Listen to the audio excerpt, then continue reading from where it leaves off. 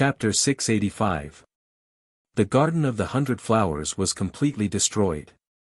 Nearly 200 guards were killed.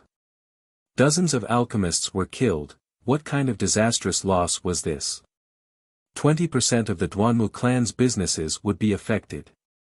They would lose at least a few billion spiritual stones. The Duanmu clan had never suffered such a great loss in the past 100 years. Duanmu Huang was furious. He was so angry that he almost fainted. However, he was a powerful soul refining stage cultivator after all. He was the clan leader of the Duanmu clan. He quickly suppressed his anger and calmed down. He thought that the person who could break into the Garden of the 100 Flowers alone, kill the 4 commanders and thousands of people, and destroy the entire herb garden must be a powerful soul refining stage cultivator. There were very few soul refining stage cultivators in the Central Plains. It was easy to find out who they were.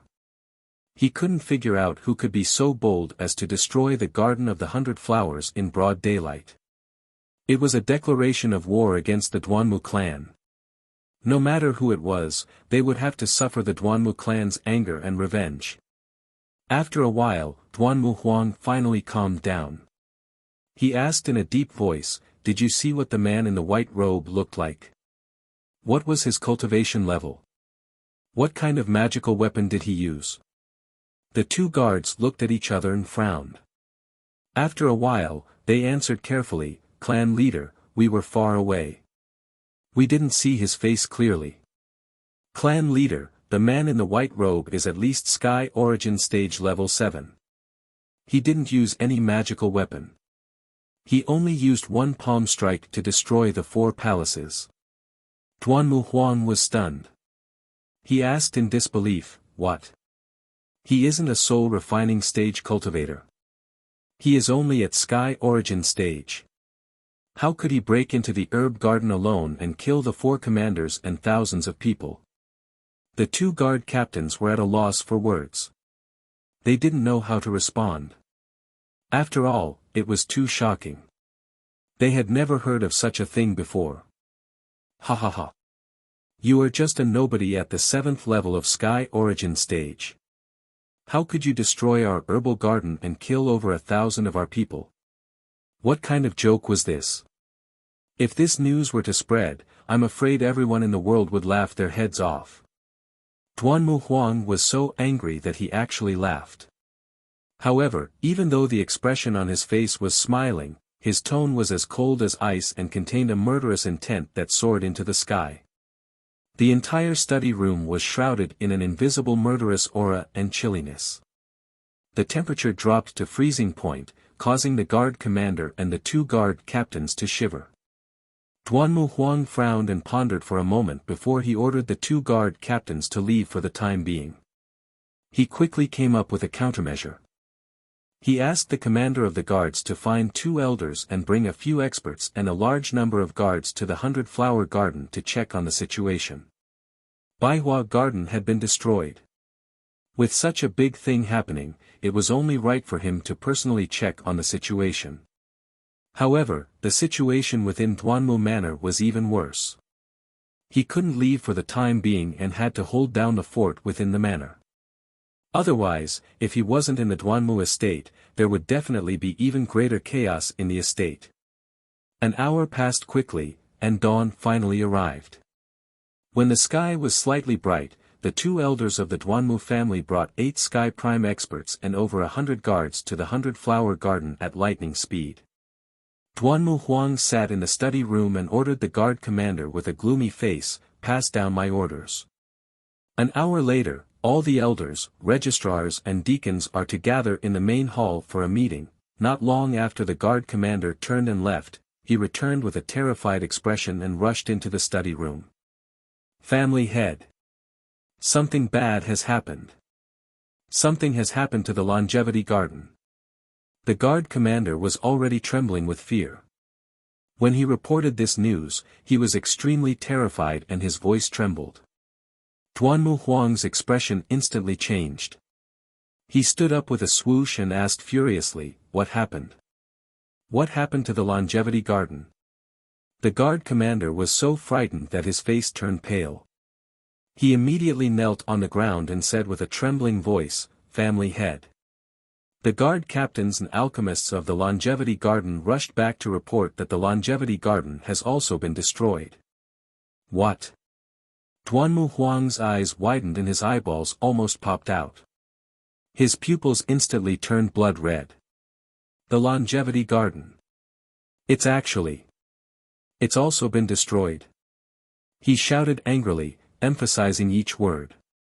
Without a doubt, this sudden news did not bring him an even greater blow. It was a disaster that could destroy heaven and earth. The Longevity Garden was the lifeblood of the Duanmu family. It was the most important herb garden and was equivalent to the lifeline of the Duanmu family. Even 200 flower gardens added together were not as important as one Longevity Garden. Duanmu Huang was so angry that his entire body trembled. The veins on his forehead were throbbing non-stop. He only regained his senses after a long while. "Get them in here." The guard commander immediately felt as if he had been pardoned and hurriedly left the study room. After a while, he led 3 guard captains and 2 alchemists into the study room, trembling with fear. After these guard captains and alchemists entered the study room, they knelt on the ground and reported with sobbing voices, "Family head. Someone invaded the Longevity Garden and destroyed all the herb mountains." Not only were more than a dozen herb mountains turned into ruins, even the heavenly wind fire bird was killed by that person. "Family head, quickly go and take a look. The entire herb garden has been turned into ruins." When Duanmu Huang heard the news reported by these people, his vision instantly darkened. His chest felt extremely stifled and painful.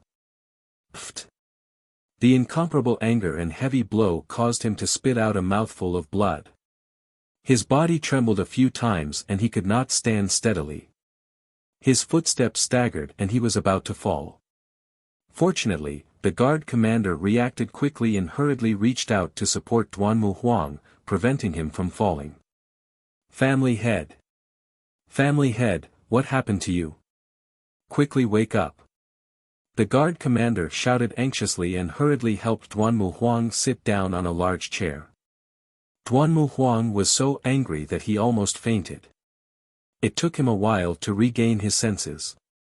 When he opened his eyes again, his eyeballs were dark red and filled with blood. His entire body was burning with blood-red flames. The Longevity Garden. "It's been destroyed too," Duanmu Huang muttered in a daze. His tone was filled with grief, indignation, and despair. He looked at the guard captains and alchemists kneeling on the ground and suddenly revealed a bitter cold smile. In an indifferent tone, he shouted, "The Longevity Garden has been destroyed. Why are you still alive?" As his voice fell, he suddenly raised his broad right palm and released a blood-red light condensed from his murderous aura. He fiercely slapped at the 3 guard captains and 2 alchemists. Bang!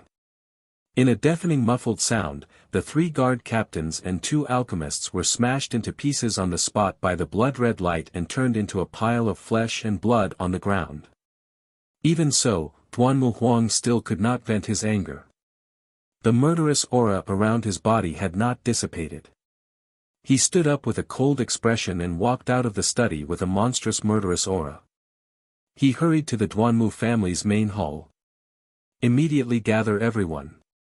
I will personally bring people to the Longevity Garden." Chapter 686. The destruction of the 100-flower garden only affected the Duanmu family's business by 20%. However, the destruction of the Longevity Garden dealt a heavy blow to the Duanmu family. At least 40% of their business was affected. The loss of the 2 herb gardens was enough to cause the Duanmu family to lose 60% to 70% of their business. It would be difficult for them to recover within 10 years. Although Duanmu Huang appeared calm on the surface and could still act normally and issue orders, he was already on the verge of exploding. But in reality, he was already on the verge of going berserk from his rage. He was like a volcano that could erupt at any moment. His face was as black as the bottom of a pot. His eyes were blood red, and his entire body was surrounded by a blood-red murderous aura. Anyone who saw him was intimidated by his aura and kept quiet out of fear.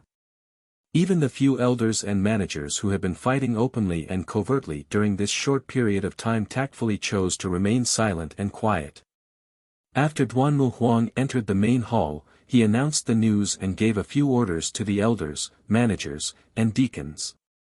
Just last night, a mysterious powerful figure barged into the 100-flower garden and the longevity garden.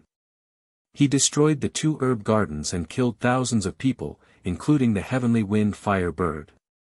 This person destroyed the herb gardens of the Duanmu family. This is a declaration of war against us.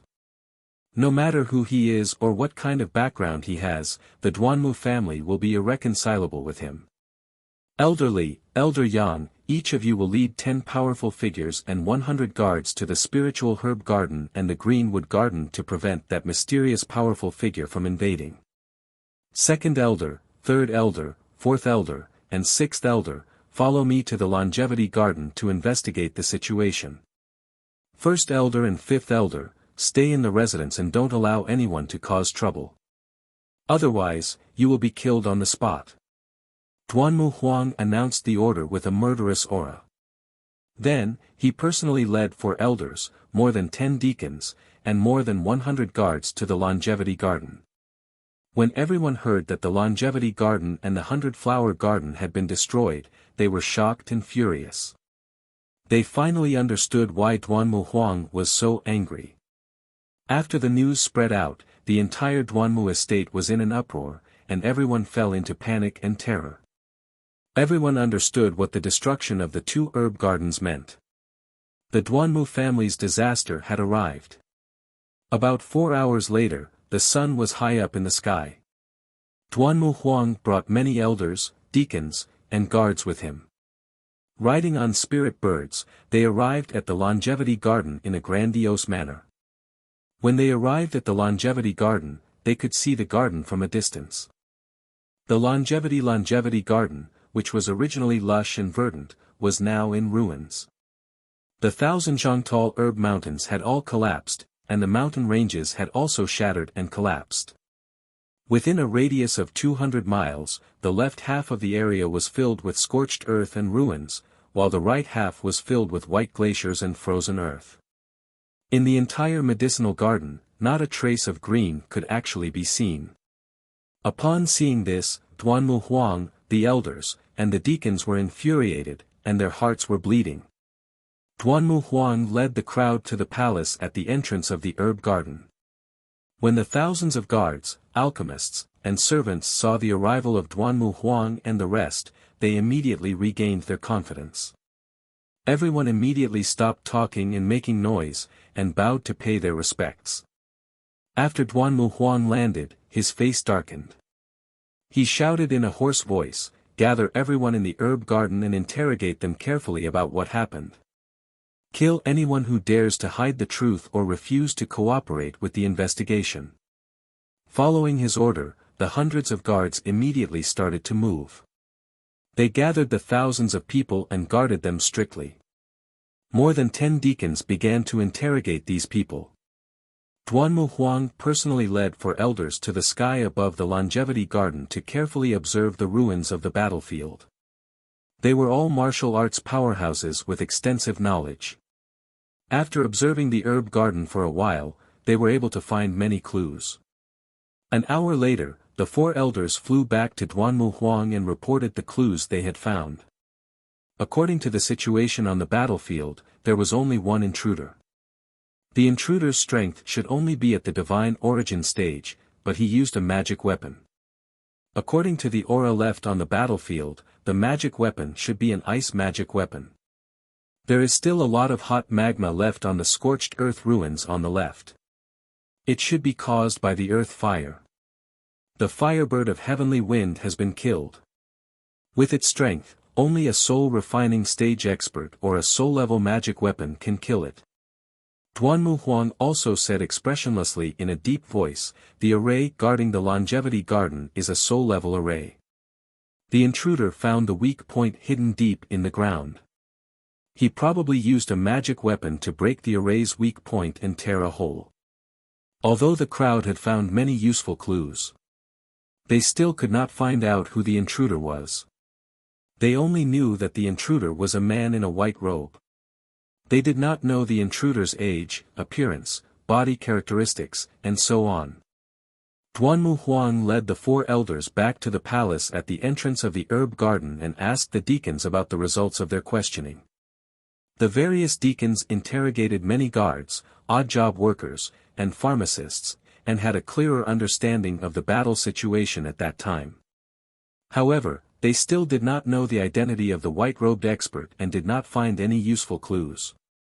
At this moment, a divine origin stage guard commander flew to Duanmu Huang as fast as lightning and reported the news with a voice full of fear. "Master! There is more news. Something happened in the herb garden." The sudden news silenced everyone on the spot. Duanmu Huang, the elders, and the deacons all stiffened. Their eyes were filled with rage and killing intent. Countless people cursed angrily. Their faces were ashen and their fists were clenched so tightly that they made cracking sounds. They wanted to cut the intruder into pieces. Duanmu Huang did not lose his composure on the spot. His expression was as cold as an iceberg as usual. He he he. As expected, the spiritual herb garden was also destroyed. Then his next target would be the greenwood garden.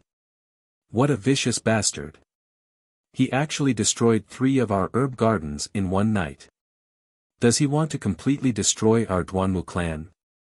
Duanmu Huang laughed coldly. He quickly calmed down and made a series of arrangements. When he found out that the longevity garden was destroyed, he was already extremely angry. Now, even when he found out that the herb garden was destroyed, he was not so angry anymore. In the next 4 hours, Duanmu Huang and the elders repeatedly investigated the longevity garden. They used various clues to almost reconstruct the scene when the herb garden was destroyed.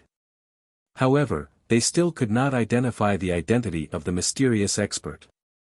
The white-robed expert seemed to have appeared out of thin air.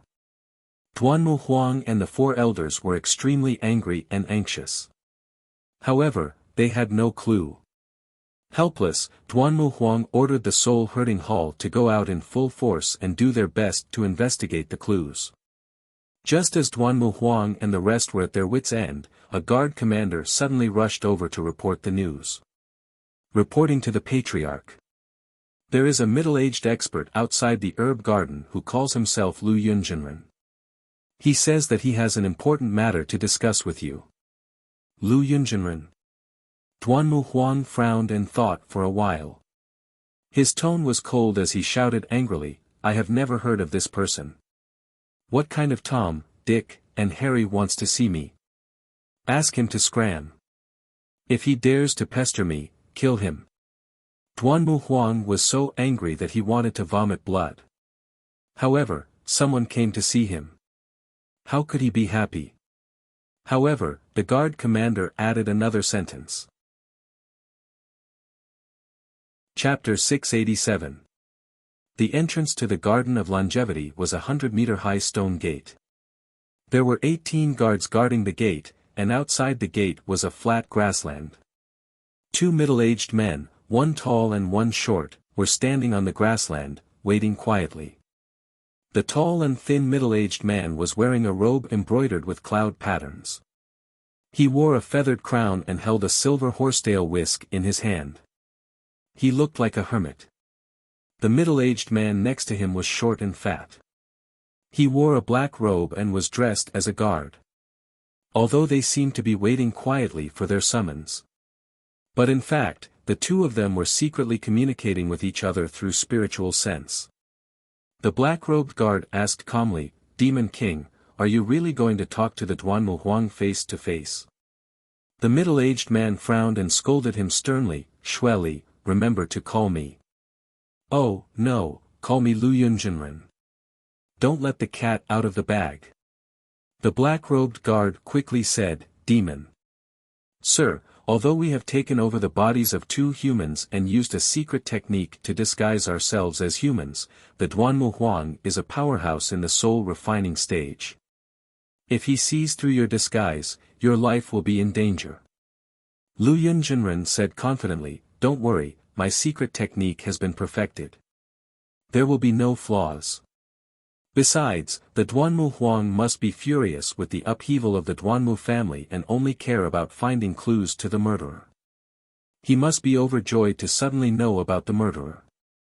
Why would he think so much? As long as my plan succeeds, I will be able to cause chaos in the world. It will be worth risking my life. Xueli was shocked and confused. He quickly asked, "Sir, isn't your plan to use the Duanmu family to deal with Ji Tianqing?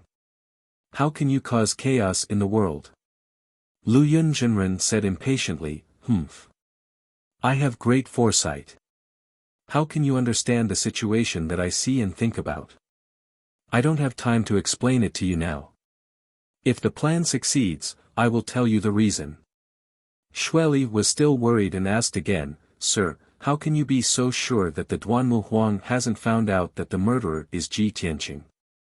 Daoist Master Flowing Cloud explained with a playful tone, "Ever since we came to Zhong Province, we have only done one thing, and that is to keep an eye on Ji Tianqing day and night. Therefore, we know his whereabouts like the back of our hands." On the other hand, the Duanmu clan had many matters to attend to and had many enemies. It was impossible for them to keep an eye on Ji Tianqing all the time. Therefore, they definitely did not know all of Ji Tianqing's whereabouts and movements. The Duanmu Huang would never have imagined that Ji Tianqing would be so audacious as to destroy their herb garden. The guard, Xueli, was stunned for a moment, then suddenly understood. His eyes were filled with admiration. "My lord is indeed wise and far-sighted. This subordinate wishes my lord's plan a success and all your wishes come true." Daoist Master Flowing Cloud nodded slightly and said, "All right, it's too early to talk about this now.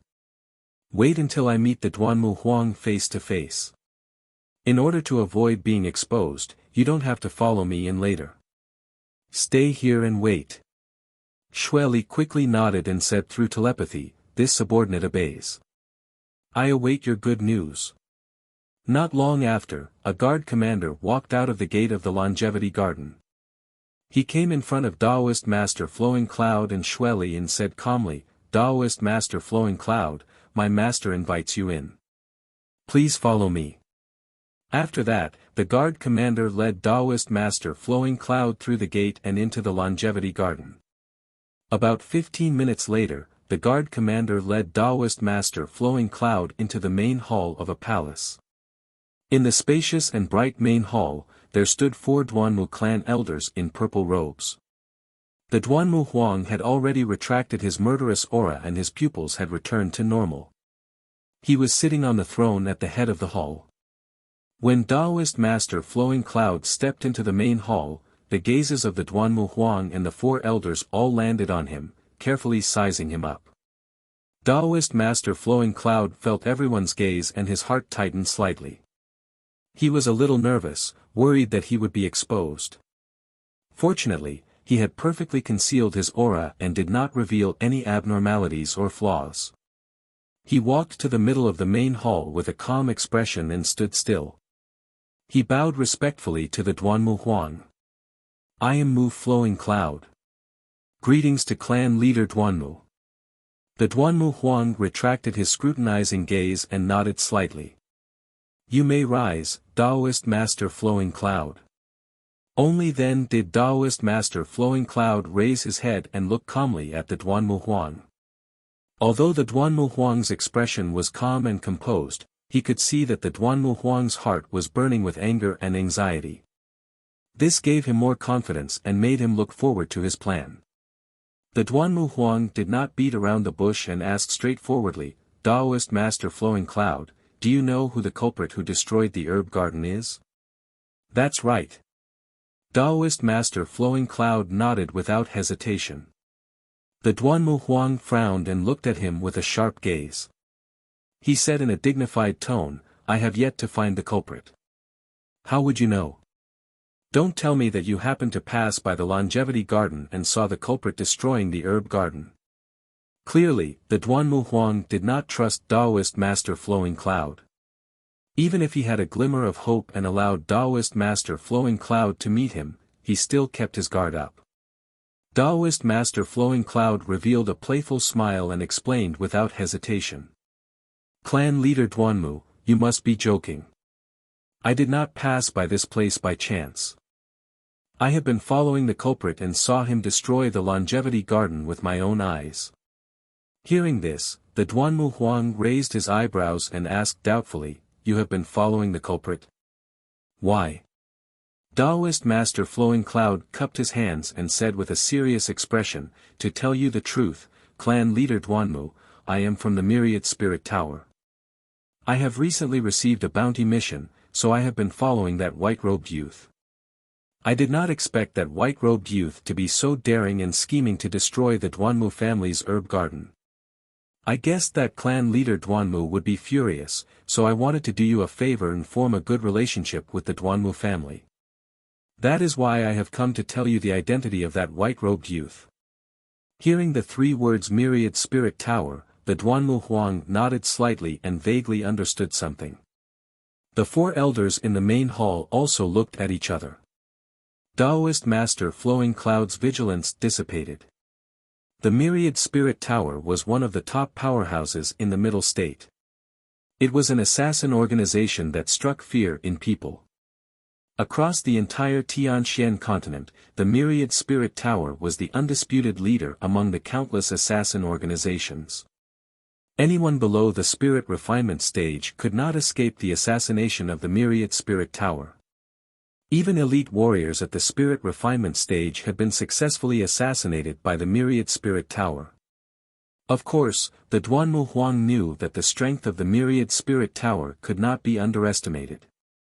He looked at Taoist Master Flowing Cloud with a burning gaze and asked in a low voice, You are an assassin from the Myriad Spirit Tower.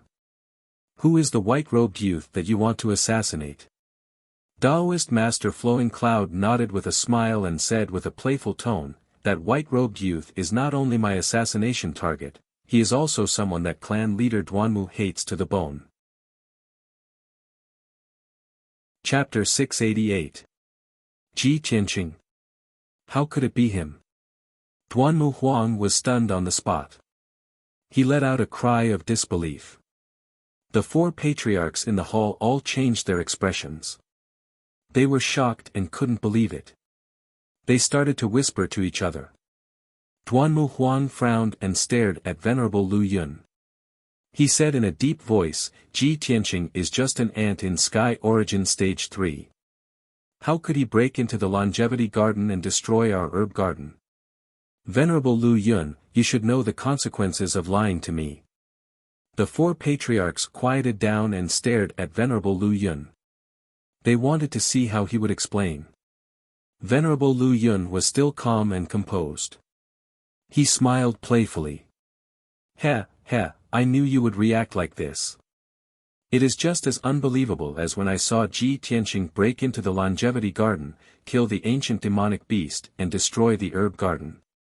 He waved the silver horsetail whisk in his hand and said slowly, Family leader Duanmu, you should know that Ji Qianqing was able to fight Qianshan Jinwu to a draw, and that's why he became the Tianqian region lord. It means that although he is only in Sky Origin Stage 3, his real combat ability is comparable to a Sky Origin Stage cultivator. Besides, he has the region lord's golden seal, which is a soul-level magic treasure. It can double his combat ability. Duanmu Huang narrowed his eyes and said in a low voice, So you're saying that Ji Qianqing was able to break into the herb garden and kill the firebird because of the domain lord's golden seal? No. Venerable Lu Yun shook his head and said with a smile, Ji Qianqing doesn't only have the golden seal. He also has an ice attribute magic treasure, the Ice Dragon Hammer. The Ice Dragon Hammer is the most precious treasure of the demon clan. It is made from the horn of the Ice Dragon Rhinoceros. It can restrain the power of the firebird. Ji Tianqing had relied on the might of the ice dragon hammer to kill the ancient beast, the firebird of heavenly wind. I believe that the Duanmu clan's patriarch has already made his judgment on this point and should know that what I said is true. After the longevity garden was destroyed, half of it turned into scorched earth and ruins.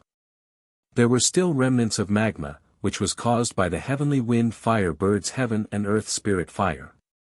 As for the other half of the battlefield, it turned into frozen ground. That was caused by the power of the ice dragon hammer. Duanmu Huang and the four elders had already carefully examined the ruins of the battlefield. They also concluded that Ji Tianqing had used an ice-type magical weapon. Therefore, when they heard Taoist Master Lu Yun's words, they immediately believed him. If family head Duanmu is still unwilling to believe me, then there's no harm in looking at this. After speaking, Taoist Lu Yun took out a fist-sized crystal ball from his spatial ring. Without a doubt, this was a photographic crystal. Taoist Master Flowing Cloud inserted a strand of quintessential essence into the crystal ball. The crystal immediately lit up with a silver light, forming a silver light screen.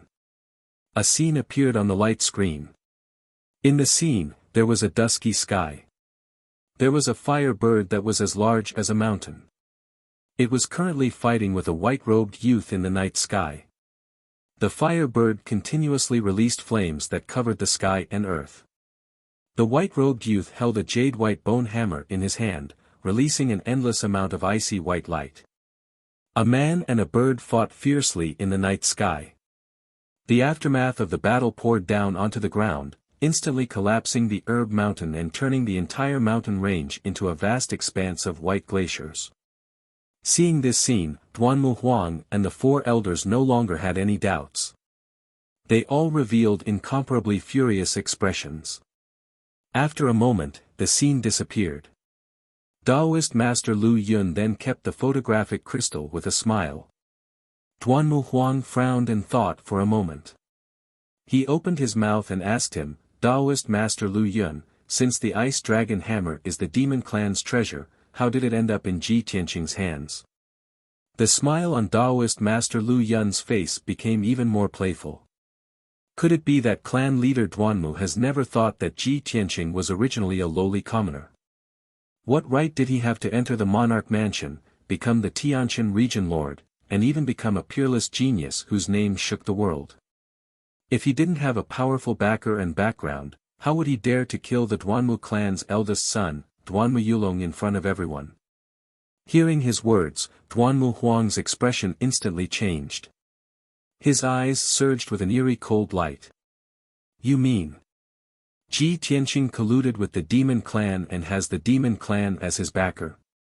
That's why he was able to enter the monarch mansion in one step and dared to offend our Duanmu clan so unscrupulously. The four elders' expressions also changed, revealing a look of sudden realization. Taoist Master Lu Yun smiled and nodded. That's right. The fact that he was able to obtain the demon clan's treasure, the ice dragon hammer, is the most direct and most powerful proof. At this moment, second elder cupped his hands and reported, Patriarch, what Taoist Master Lu Yun said is true. Previously, the Soul-Herding Hall also investigated and found that Ji Tianqing and the demon clan's Prince Kunwu have close ties. Their relationship is not shallow. Duanmu Huang instantly had no more doubts. His knuckles cracked as he clenched his fists. His eyes also surged with soaring killing intent. Ji Tianqing. It's actually you, you bastard. You first killed my son, and now you've destroyed my Duanmu clan's herb garden. You and I cannot live under the same sky. So what if you have the demon clan as your backer? I'll catch you very soon and cut you into 1,000 pieces. I'll extract your soul and torture it for 1,000 years. Duanmu Huang roared a few words in a venomous tone. It took him a while to calm down. He looked coldly at Taoist Master Lu Yun and said in a deep voice, Taoist Master Lu Yun, the reason why you took the initiative to tell me this is because you're afraid of the demon clan behind him. You don't dare to assassinate him, so you want to borrow my Duanmu clan's power to get rid of him, right? Daoist Master Lu Yun nodded without hesitation and said in a playful tone, "That's right. Patriarch Duanmu is indeed wise. Although I really want to complete the mission and earn a high reward, I don't want to suffer the revenge of the demon clan's experts. That's why I told Patriarch Duanmu the truth. Ji Tianqing is our common target and enemy.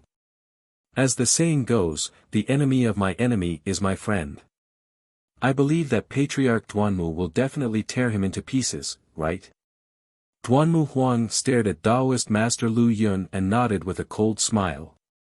"Very good. This is the result that both you and I wanted. You're very smart. The Duanmu clan owes you a favor. You can leave now." Since Daoist Master Lu Yun had achieved his goal, he bade farewell and left in satisfaction. Although it seemed like he was using the Duanmu clan, he was using them openly. However, in Duanmu Huang's eyes, this was not about who was using who. It was a win-win situation. Daoist Master Lu Yun did not need to make a move to make Ji Tianqing die without a burial ground. The Duanmu clan was worried that they would not be able to find the culprit. Now that the truth was out, they could immediately start their revenge.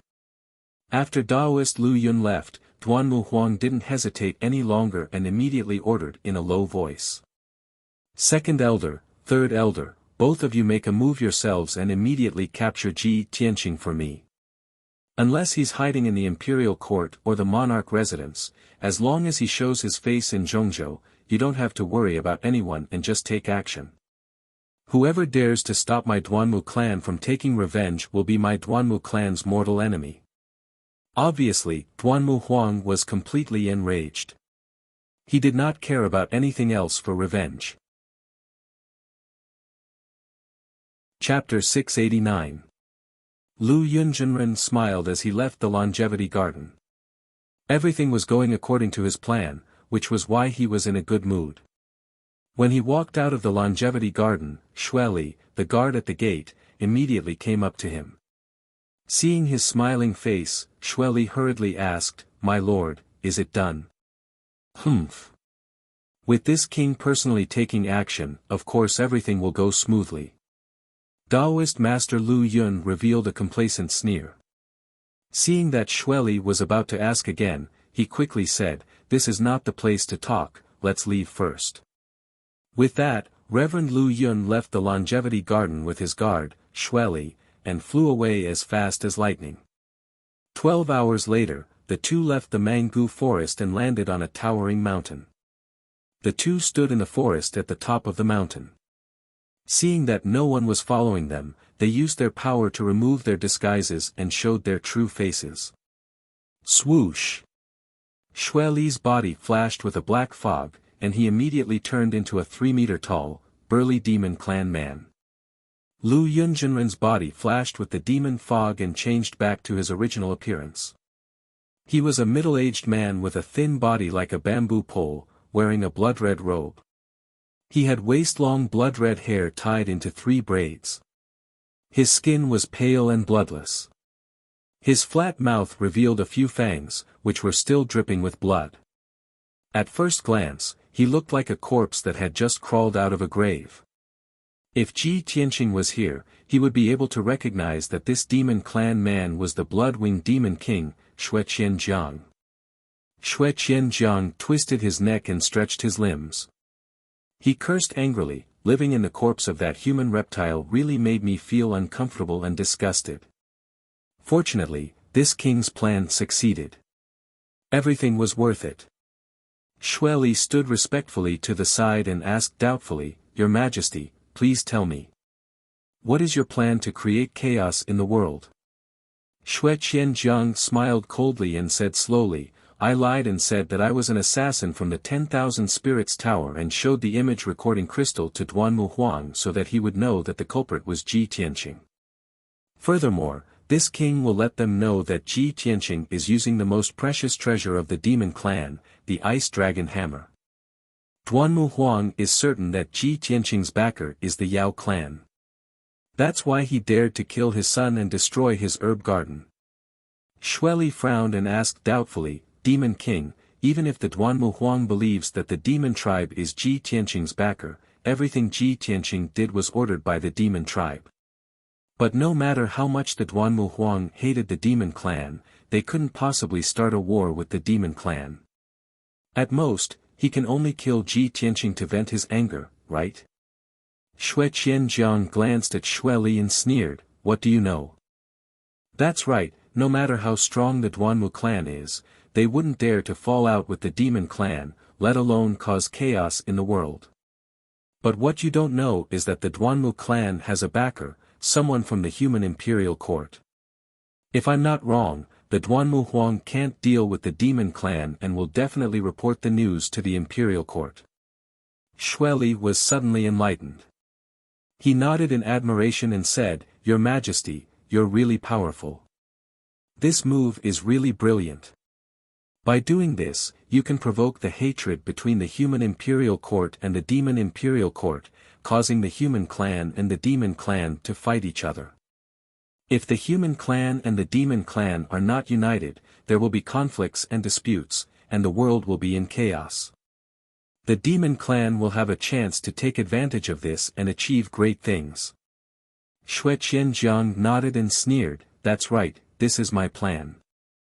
I want to stir up the world and cause the human clan and the demon clan to fight each other. Although the hatred of the Duanmu clan is not enough to cause the human clan and the demon clan to break apart and start fighting each other, this is a line of fire. But this is a line of fire. By igniting this line of fire, this king can gradually deepen the hatred between the two sides, implicating more factions. When the conflict between the two sides deepens and more forces are involved, it will no longer be able to be resolved." Xue Li nodded repeatedly, his eyes full of expectation. Xue Qianjiang sneered and his eyes became more and more sinister. He continued, "During this period, we have to pay attention to the situation at all times and add fuel to the fire at the appropriate time to create more hatred. When the world is in chaos, the demon clan can take advantage of the situation and develop and grow stronger. This is a great contribution, even greater than our contribution of capturing Ji Tianqing." Xue Li's face was full of expectation. He bowed and said, "Your Majesty's wisdom really amazes me. When the human clan and the demon clan break apart and fight each other, you will be the greatest hero of our clan." Xue Qianjiang nodded with satisfaction and left the mountain peak with Xue Li, flying away as fast as lightning. Unknowingly, a whole day passed. In the middle of the night, Ji Tianqing returned to the monarch mansion and returned to the Tianqing palace. After 2 days of hard work and continuous fighting, he was in an extremely sorry state. His white robe was stained with dust, and he looked travel-worn. His injuries were still very serious and he only had 30% of his true core strength left. He was already an arrow at the end of its flight. His breath and face were very weak. Not only were his cheeks and lips pale, but even his eyes were dim. But in his opinion, it was all worth it. He had successfully destroyed the 100-flower garden, the spiritual grass garden and the longevity garden, destroying 80% of the Duanmu clan's medicinal reserves. The Duanmu clan suffered a great loss and suffered the worst blow in hundreds of years. He believed that the Duanmu clan's industries and businesses in the central region would soon be destroyed. The Duanmu clan's power would also plummet and they would not be able to deal with the Yun clan for 10 years. Even though Ji Tianqing was exhausted, he was still very excited at the thought of this. After returning to his residence, he could not wait to enter the secret chamber and consume the elixir and began to heal his injuries. Little Black Dragon and Qian Yu had also consumed a lot of energy and were quietly cultivating to recover their strength. Unknowingly, a day and night passed. When night fell on the second day, Ji Tianqing's true core strength had recovered by 80% and his injuries were mostly healed. He was prepared to continue cultivating and recuperate for a few days. But at this moment, a guard captain rushed to the door of the secret chamber and respectfully reported the news. Reporting to Domain Lord, His Majesty the Son of Heaven has arrived at the Tianqing Palace and said that he has something to discuss with you and is waiting for you in the main hall. Hearing the guard captain's report, Ji Tianqing hurriedly ended his cultivation and opened his eyes. He frowned and a trace of doubt flashed in his eyes. Why would Long Yunxiao come to find me? Could it be that he already knew that the Duanmu clan's herb garden was destroyed and came to find me because of this? Chapter 690. When Ji Tianqing rushed to the guest hall, he saw a young man in a golden robe standing in the hall. The young man in the golden robe was tall and straight. He had a handsome face and a noble temperament. He was the son of heaven, Long Yunxiao. Long Yunxiao's back was facing the door as he stared at the painting on the wall. He was staring at the mountain-river diagram in the painting, deep in thought. Ji Tianqing walked into the main hall and stood behind Long Yunxiao, greeting him. May I know why the Son of Heaven is here tonight?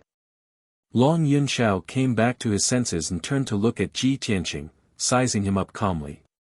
Seeing that he was safe and sound, Long Yunxiao raised his eyebrows and said in a playful tone, You caused such a big commotion, but you're actually unharmed. How incredible! Ji Tianqing vaguely guessed something, but he didn't show it on his face. He pretended to be puzzled and asked, Son of Heaven, what do you mean? Long Yunxiao glanced around and saw that there was no one else in the hall except for him and Ji Tianqing. He then said with a serious expression, All right, I won't keep you in suspense. Don't play dumb. Let me ask you, the Duanmu family's 3 herb gardens were destroyed and they suffered heavy losses. Was it your doing? Ji Tianqing neither admitted nor denied it. He looked at him calmly and asked, Son of Heaven came to find me in the middle of the night just to ask about this?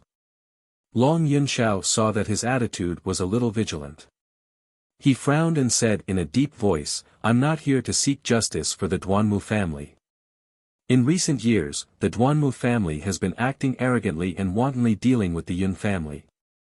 Their ambitions are clear as day. You actually dared to do such an earth-shattering feat at this time and cause the Duanmu family to suffer a heavy blow. I can't believe it. I don't have any opinions about your actions. I even admire you. However, the Duanmu family's vitality has been greatly damaged and the balance between the 3 great families has been broken. This is something that the imperial court doesn't want to see. Ji Tianqing understood what he meant.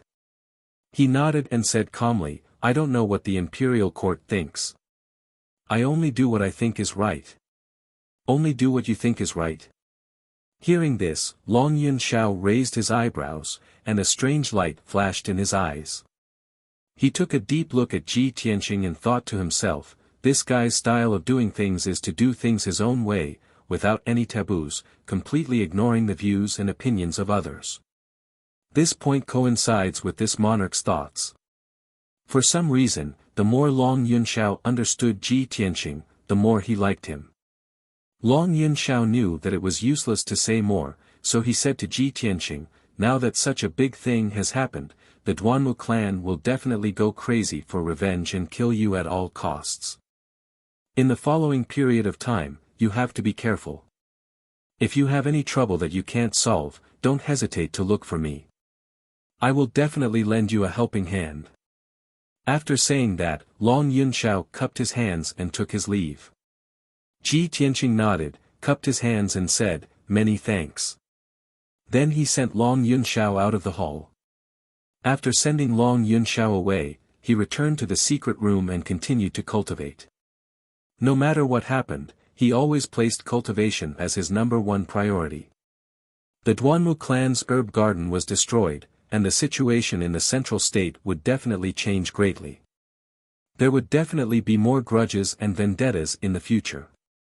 Therefore, Ji Tianqing urgently needed to increase his strength, so that he could withstand the storm in the future and settle down. Time passed quietly, and 3 days passed in a flash. In these 3 days, the central state could be said to be in turmoil. There was a sensational and incomparably shocking news that was crazily spreading in the central state. In the depths of the Mangu forest, the 3 herb gardens that the Duanmu clan had built with all their strength were all destroyed overnight. It was said that a mysterious expert attacked during the night and turned the 3 herb gardens into scorched earth and ruins. Not even a blade of grass grew. Even the ancient mystical beast that guarded the herb gardens of the Duanmu clan was blasted into pieces. Anyone who had heard of the Duanmu clan knew that the Duanmu clan was an ancient elixir family that controlled half of the herb business in the central state. The main reason why the Duanmu clan could prosper for thousands of years without declining was because of the Mangu forest and the 4 herb gardens. The 4 herb gardens could provide an endless supply of herbs, allowing the Duanmu clan to control the lifeline of the central state's elixir market. Now, the 3 herb gardens were destroyed, and the temporary storage of herbs was also destroyed. This was definitely a fatal blow to the Duanmu clan. Anyone with a bit of common sense knew that the Duanmu clan had lost the support of sufficient herbs. The clan's property and business would be greatly affected, and their power would definitely plummet. When this news spread, it immediately spread to every city and village in the central state. Even the common people were discussing it. While everyone was shocked and in disbelief, they were also very puzzled. Who exactly was that mysterious expert who destroyed the 3 herb gardens with one hand? How powerful was he to be able to enter the 3 herb gardens so easily, kill countless experts and guards, and even kill the ancient mystical beast? How powerful was his backer that he dared to declare war on the Duanmu clan? Was it the other 2 great families, or some top force? He used such a ruthless method to take the lives of the Duanmu clan in one move. Was he not afraid of the Duanmu clan's crazy revenge? In an instant, the common people discussed endlessly, and made all kinds of wild guesses. In the streets and alleys, all kinds of rumors and slanders were circulating. Everyone had different opinions, and no one could come to a conclusion. The common people did not know the truth. Even if they made wild guesses and discussed, they could not come to a conclusion. However, the various great clans and sects of the central continent had a more thorough understanding of the situation than the common people. The experts of the various forces all believed that the mysterious expert's strength was extraordinary, and that he had the support of a powerful family or the imperial court. Otherwise, he would not dare to be so arrogant. Everyone understood that the Duanmu clan had met a strong enemy this time. Not only was the other party powerful, he had no scruples and his methods were very ruthless. After the Duanmu clan suffered heavy losses, the other party would definitely make a follow-up move. He would take the opportunity to hit them when they were down and completely destroy the Duanmu clan. When the experts of the various forces analyzed this point, some people were worried for the Duanmu clan, but more people were gloating over their misfortune. Those powerful families and sects that had grudges with the Duanmu clan were wild with joy and were ready to make a move. The mysterious expert did what they wanted to do but did not dare to do. This was a once-in-a-lifetime opportunity for them. They seized the opportunity to add fuel to the fire and take revenge on the Duanmu clan. Therefore, many powerful families and sects were mobilizing their forces and manpower to secretly take revenge on the Duanmu clan. On the central state, it looked peaceful on the surface, but in fact, there were turbulent undercurrents. Countless forces heard the news and were dragged into it. Chapter 691. The people of Middle State discussed incessantly, and rumors spread all over the place. Various factions took action secretly, launching attacks on the Duanmu family's industries and businesses to take revenge. Undercurrents surged in Middle State, and the Duanmu family instantly fell into an abyss of suffering. They were in chaos and in a sorry state. The Duanmu family was in chaos internally, and everyone was fearful and uneasy. Many rumors spread, and there were even people who secretly fled. All the elders and deacons were overwrought with work, and they were physically and mentally exhausted. However, the 3 destroyed herb gardens had to be restored, and countless industries and businesses had to be maintained. They also had to think of a way to solve the shortage of medicinal herbs. Yet, these problems were all very thorny and could not be solved in a few days or months. In addition, the various factions in Middle State took revenge, causing the Duanmu family to be attacked from all sides. Their situation became more and more dangerous, and it was difficult to move forward. Very soon, the Duanmu family, this enormous mountain, started to fall apart and disintegrate. Originally, the Duanmu family had spirit medicine pavilions and many shops in the hundreds of cities in Middle State. In a short 3 days, the spirit medicine pavilions and shops in the various cities all closed down, and they could no longer operate and trade normally. Those factions that cooperated with the Duanmu family to operate the pill business were also seriously affected and could not maintain it. Many small factions that relied on the Duanmu family collapsed and disintegrated. Those factions that could still struggle at death's door had no choice but to give up on cooperating with the Duanmu family and turn to find new backers to seek a way to survive. The Duanmu family, this big tree, fell, and they actually fell into the state of monkeys scattering when the tree fell. From an ancient family that countless factions fawned over, they became a rundown family that could not even protect themselves. Seeing the Duanmu family's encounter and situation, not only were the various wealthy factions deeply moved, the ordinary people also understood that the Duanmu family was finished this time. The Duanmu family that fell from the clouds to the abyss would have no chance to make a comeback. There were too many wealthy factions eyeing the Duanmu family and would absolutely not give the Duanmu family time to recover. Those factions would take the opportunity to ruthlessly trample on the Duanmu family, causing the Duanmu family to fall into a hopeless situation of eternal damnation. Deep into the night was dark. In the Duanmu residence 100 miles north of Greenwood City, it was supposed to be in a deep sleep and silent. However, the Duanmu family was still in chaos and anxiety these few days. Even in the middle of the night, the residence was still brightly lit, and there were flickering figures moving back and forth. In the depths of the courtyard, there were even sounds of discussion from the female servants and the cries of children, causing the atmosphere to be rather sorrowful. In the patriarch's study, Duanmu Huang was sitting on a large chair in front of the table, resting with his eyes closed. His aura was a little weak, and his face was very ugly. His eyes were bloodshot, and his whole body was emitting a strong evil aura. It had been an entire 4 days, and he had almost not slept a wink. In order to stabilize the Duanmu clan's situation and the people's hearts, he was already exhausted. At this moment, closing his eyes for a moment was already a rare moment of relaxation. But even with his eyes closed, his mind was still thinking about the family business, and he couldn't rest at all. At this moment, a guard commander quickly walked into the study. He held a secret letter in both hands, bowed, and reporting to Patriarch, "Someone just sent this secret letter and asked this subordinate to deliver it to you personally." Duanmu Huang opened his eyes. He stretched out his hand and beckoned, and the secret letter was taken into his hand. He opened the letter and glanced at it. Suddenly, his spirit was shaken. The tiredness and weariness in his eyes were swept away. A bright light flashed in his eyes. "Leave." Duanmu Huang ordered the guard commander to leave the study. After he lowered his head and finished reading the secret letter, a glimmer of hope appeared in his eyes. He murmured in a low voice, "The great Lord summoned me for a meeting at this time. He must have heard about the herb garden. I was just worried about not having a strong helper. The great Lord's secret letter came at the right time. Maybe our Duanmu clan will be saved." Thinking of this, Duanmu Huang quickly put away the secret letter, got up, and walked out of the study. He gave a few words of advice to the 2 elders, then left the Duanmu residence alone.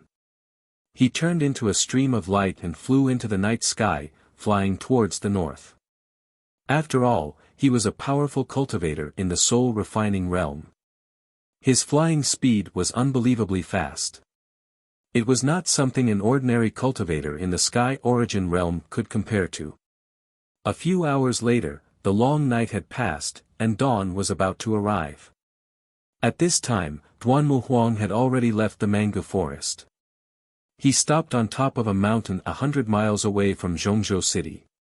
In the mountain range, there was a towering mountain that was thousands of feet high.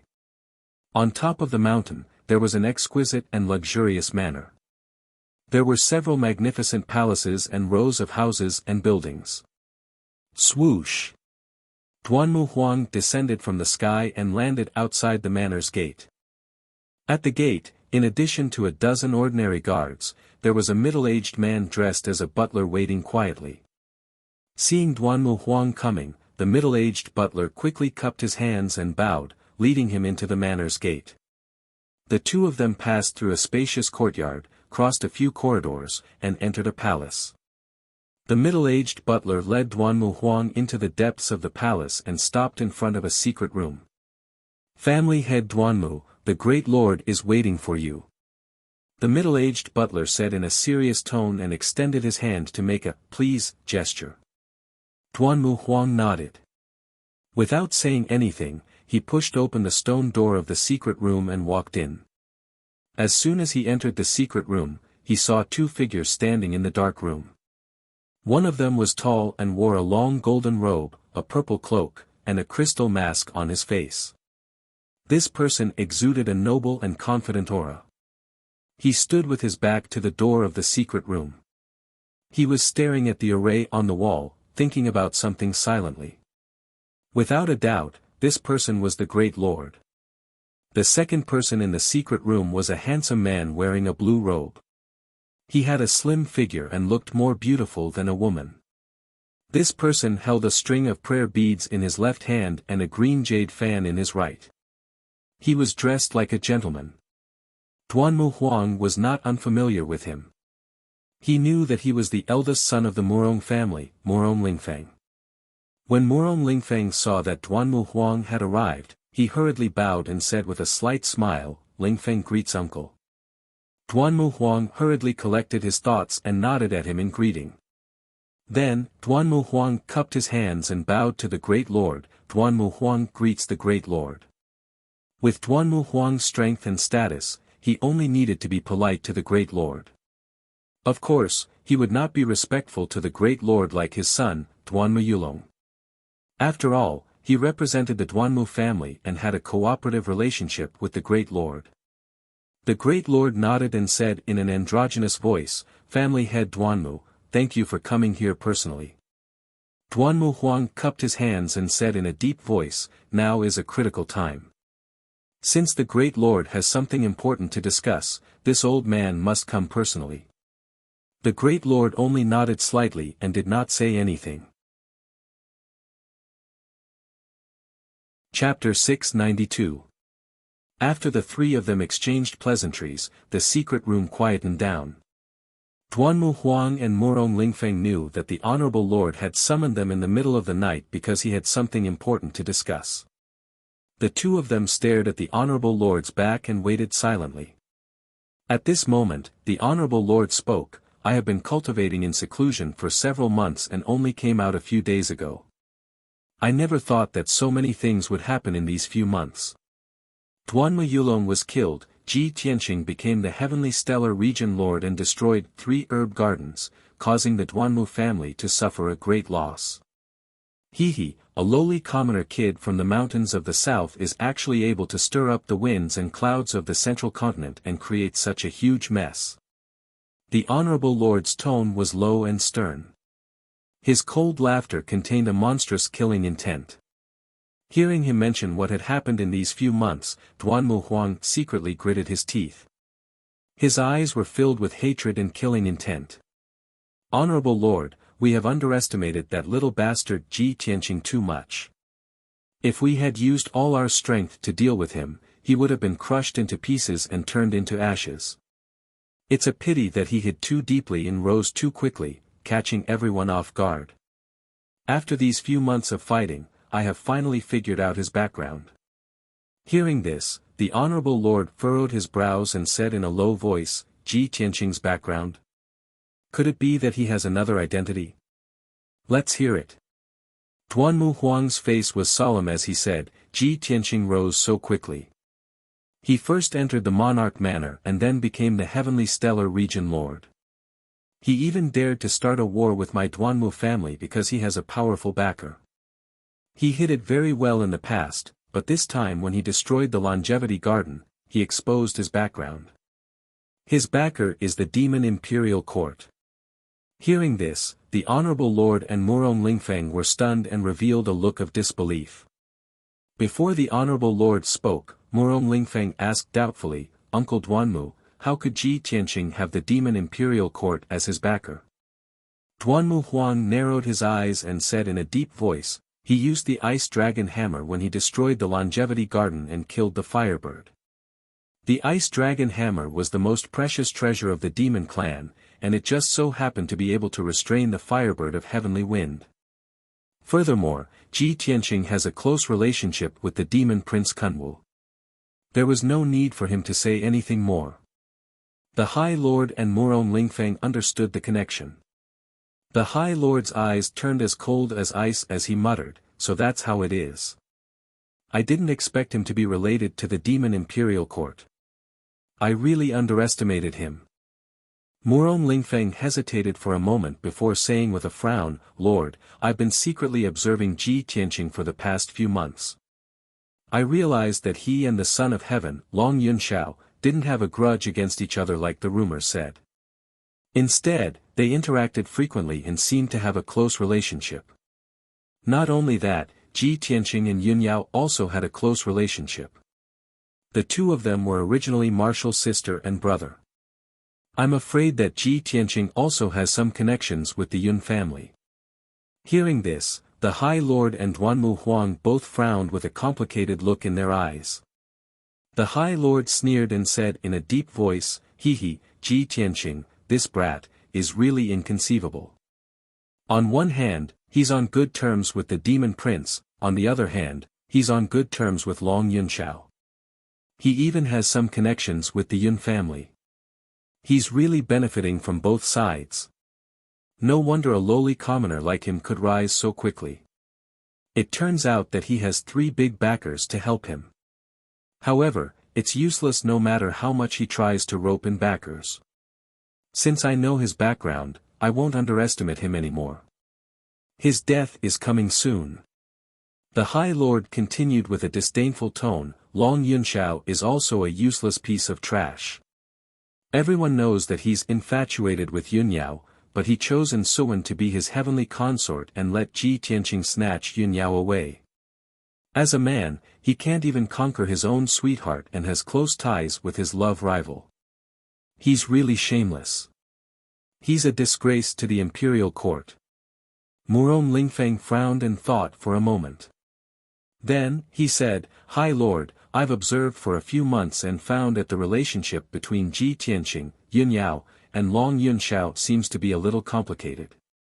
I'm thinking, did we all misjudge Long Yunxiao? Did he give up on Yunyao because he deliberately gave Yunyao to Ji Tianqing in exchange for Ji Tianqing's loyalty? After all, no matter how important a peerless beauty is to Long Yunxiao, how can it be compared to the country and the throne?" Duanmu Huang thought for a moment and hurriedly nodded in agreement. "That's right. Nephew Lingfeng's analysis is very reasonable. Although Long Yunxiao pretends to be gentle and kind, as the emperor, he's definitely someone who will do anything to achieve his goals. Using a peerless beauty in exchange for the loyalty and support of a peerless genius. Isn't this what many emperors have done?" The High Lord slowly turned around and glanced at Murong Lingfeng and Duanmu Huang. He sneered mockingly, You're overestimating Long Yunxiao. If he really had such ruthless determination and courage, he would have strengthened his forces long ago. With his wings fully developed, he would have been able to compete with me directly. There's no need to investigate the entanglement between him, Ji Tianqing, and Yunyao. They're going to die soon anyway. This time, my cultivation has improved a lot. I've reached the half-step soul refinement realm and am not far from breaking through. Once I break through to the soul refinement realm, there will be no place for Long Yunxiao in the imperial court." Duanmu Huang and Murong Lingfeng looked at each other and revealed a look of joy. They hurriedly cupped their hands and congratulated the High Lord. "Congratulations to the High Lord for achieving great success. Congratulations to the High Lord for improving your cultivation. You'll become a transcendent soon." The High Lord nodded slightly and raised his hands, indicating that the two of them could dispense with the formalities. He stared at Duanmu Huang and said in a serious tone, "Family head Duanmu, Ji Tianqing destroyed the 3 herb gardens of the Duanmu family. The imperial court already knows about this. Although the imperial court hasn't said anything, Ji Tianqing's arrogance and unscrupulousness will definitely make the imperial court unhappy. You don't have to worry about Ji Tianqing's status as the imperial court's master and the imperial court's opinion. Find a suitable opportunity and kill Ji Tianqing with your own hands. Anyway, the matter has already blown up. You have enough reason to take revenge. Even if the imperial court is unhappy, they won't punish you too harshly." When Duanmu Huang heard his words, it was as if he had eaten a pill of reassurance. He hurriedly nodded and said, "Good. Don't worry, High Lord. With me personally taking action, that bastard Ji Tianqing will definitely die." The High Lord then looked at Murong Lingfeng and said in a dignified tone, "Lingfeng, the Duanmu family has suffered a great loss. Many people will definitely take this opportunity to take revenge. The Murong family and the Duanmu family are allies. At this time, we can't just stand by and watch. We must do our best to help." After listening to the High Lord's orders, Murong Lingfeng respectfully cupped his hands and said, "We will follow the High Lord's orders. Don't worry, High Lord. The Murong family knows what to do." The High Lord nodded with satisfaction. His eyes revealed a cold light and he sneered, "Since Long Yunxiao and Ji Tianqing are secretly colluding, then I'll kill Ji Tianqing first and then get rid of Long Yunxiao." Chapter 693. 5 days passed by quickly. Ji Tianqing had been cultivating in seclusion in the secret chamber for 5 days. His injuries and skills had completely recovered. Early in the morning, he ended his cultivation and walked out of the secret chamber. The guard guarding outside the secret chamber saw him come out and immediately reported respectfully, "Master, Miss Yunyao came 2 days ago. She seemed to have something important to tell you. Miss Yunyao said that after you came out of seclusion, she asked me to inform her immediately." Ji Tianqing immediately guessed the purpose of Yunyao's visit. It was most likely because of the destruction of the Duanmu family's herb garden. He waved his hand at the guard and said calmly, "No need to inform her. I'll go and find her myself." Then, he left Tianqing Palace and rushed to Yunyao Palace as fast as lightning. An hour later, Ji Tianqing arrived at the gate of Yunyao Palace. The guard at the gate recognized him and quickly opened the gate to welcome him into Yunyao Palace. Ji Tianqing was led by the guard to Yunyao's study. He sat down and drank tea while waiting. Not long after, Yunyao heard the news and rushed over. As soon as she entered the study, she stared at Ji Tianqing and sized him up. "Tianqing, are you okay? Are you hurt?" Yunyao came in front of him and asked with concern. Ji Tianqing reached out and held her hands. He shook his head with a smile and said, "Yao Yao, don't worry. I'm fine now." Yunyao glared at him and said with some displeasure, "I was worried when you went to the mango forest alone. After you finished your task, you didn't even tell me and went into seclusion to cultivate. I was worried for a few days." Ji Tianqing quickly apologized with a smile and explained, "The Firebird Heavenly Wind was more difficult to deal with than I expected. Although I succeeded in destroying 3 herb gardens, I was also injured." Yunyao didn't really blame him. She was just worried that something bad had happened to him. The two of them hugged each other intimately for a while before sitting down to talk business. Ji Tianqing looked at Yunyao and asked, "Yao Yao, the Duanmu family's 3 herb gardens have been destroyed. They must have suffered a great loss. How is the situation outside?" The corners of Yunyao's mouth curled up into a sneer as she quickly said, "The Duanmu family is now in a precarious situation, both internally and externally, and has become a broken ship. 80% of the Duanmu clan's pill workshops and shops had been shut down. Only a few dozen businesses were left, and they were still struggling at death's door. Many forces that were on good terms with the Duanmu family all parted ways with the Duanmu family, each seeking their own way out. Those powers that had enmity with the Duanmu clan were beating them while they were down, and they used all sorts of methods to deal with the Duanmu clan and seize and divide up the Duanmu clan's businesses. The Duanmu family has suffered a heavy blow this time, and they won't be able to recover for at least 10 years, much less threaten the Yun family. Hearing her mention the Yun family, Ji Tianqing quickly asked, "Oh right, what was the Yun family's reaction after the Duanmu family got into trouble?" Yun Yao said with a gratified expression, "The Yun family and the Duanmu family have been fighting for many years, and they have always been at a disadvantage. Their situation is getting more and more difficult. Now that the Duanmu family is in trouble, the Yun family's pressure is greatly reduced, and they can finally breathe a sigh of relief. Moreover, the Yun family also secretly added fuel to the fire and added fuel to the fire. They hit the Duanmu family while they were down, causing the Duanmu family's losses to increase rapidly. Oh right, my father was very shocked when he heard the news, and he was full of praises for you." Ji Tianqing smiled and said in a playful tone, "What did uncle say? And how did he praise his future son-in-law?" Yun Yao's heartbeat quickened slightly, and she was a little embarrassed, but she said without changing her expression, "My father said that he was right about you.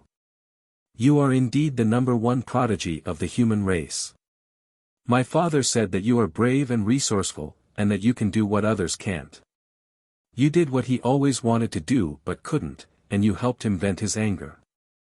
Moreover, you were able to successfully destroy the Duanmu family's herb garden, which means that you and my father's cooperation plan is half completed. This is a great contribution. My father praised you greatly, but he also asked me to tell you that you have to be more careful in the future to prevent the Duanmu family's crazy revenge." "Okay, I know what to do." Ji Tianqing nodded. Yun Yao continued, "Oh right, my mother was very satisfied with your performance after she found out about this. She even praised you." "Oh. There's such a thing." Ji Tianqing raised his eyebrows, and a playful smile appeared at the corner of his mouth.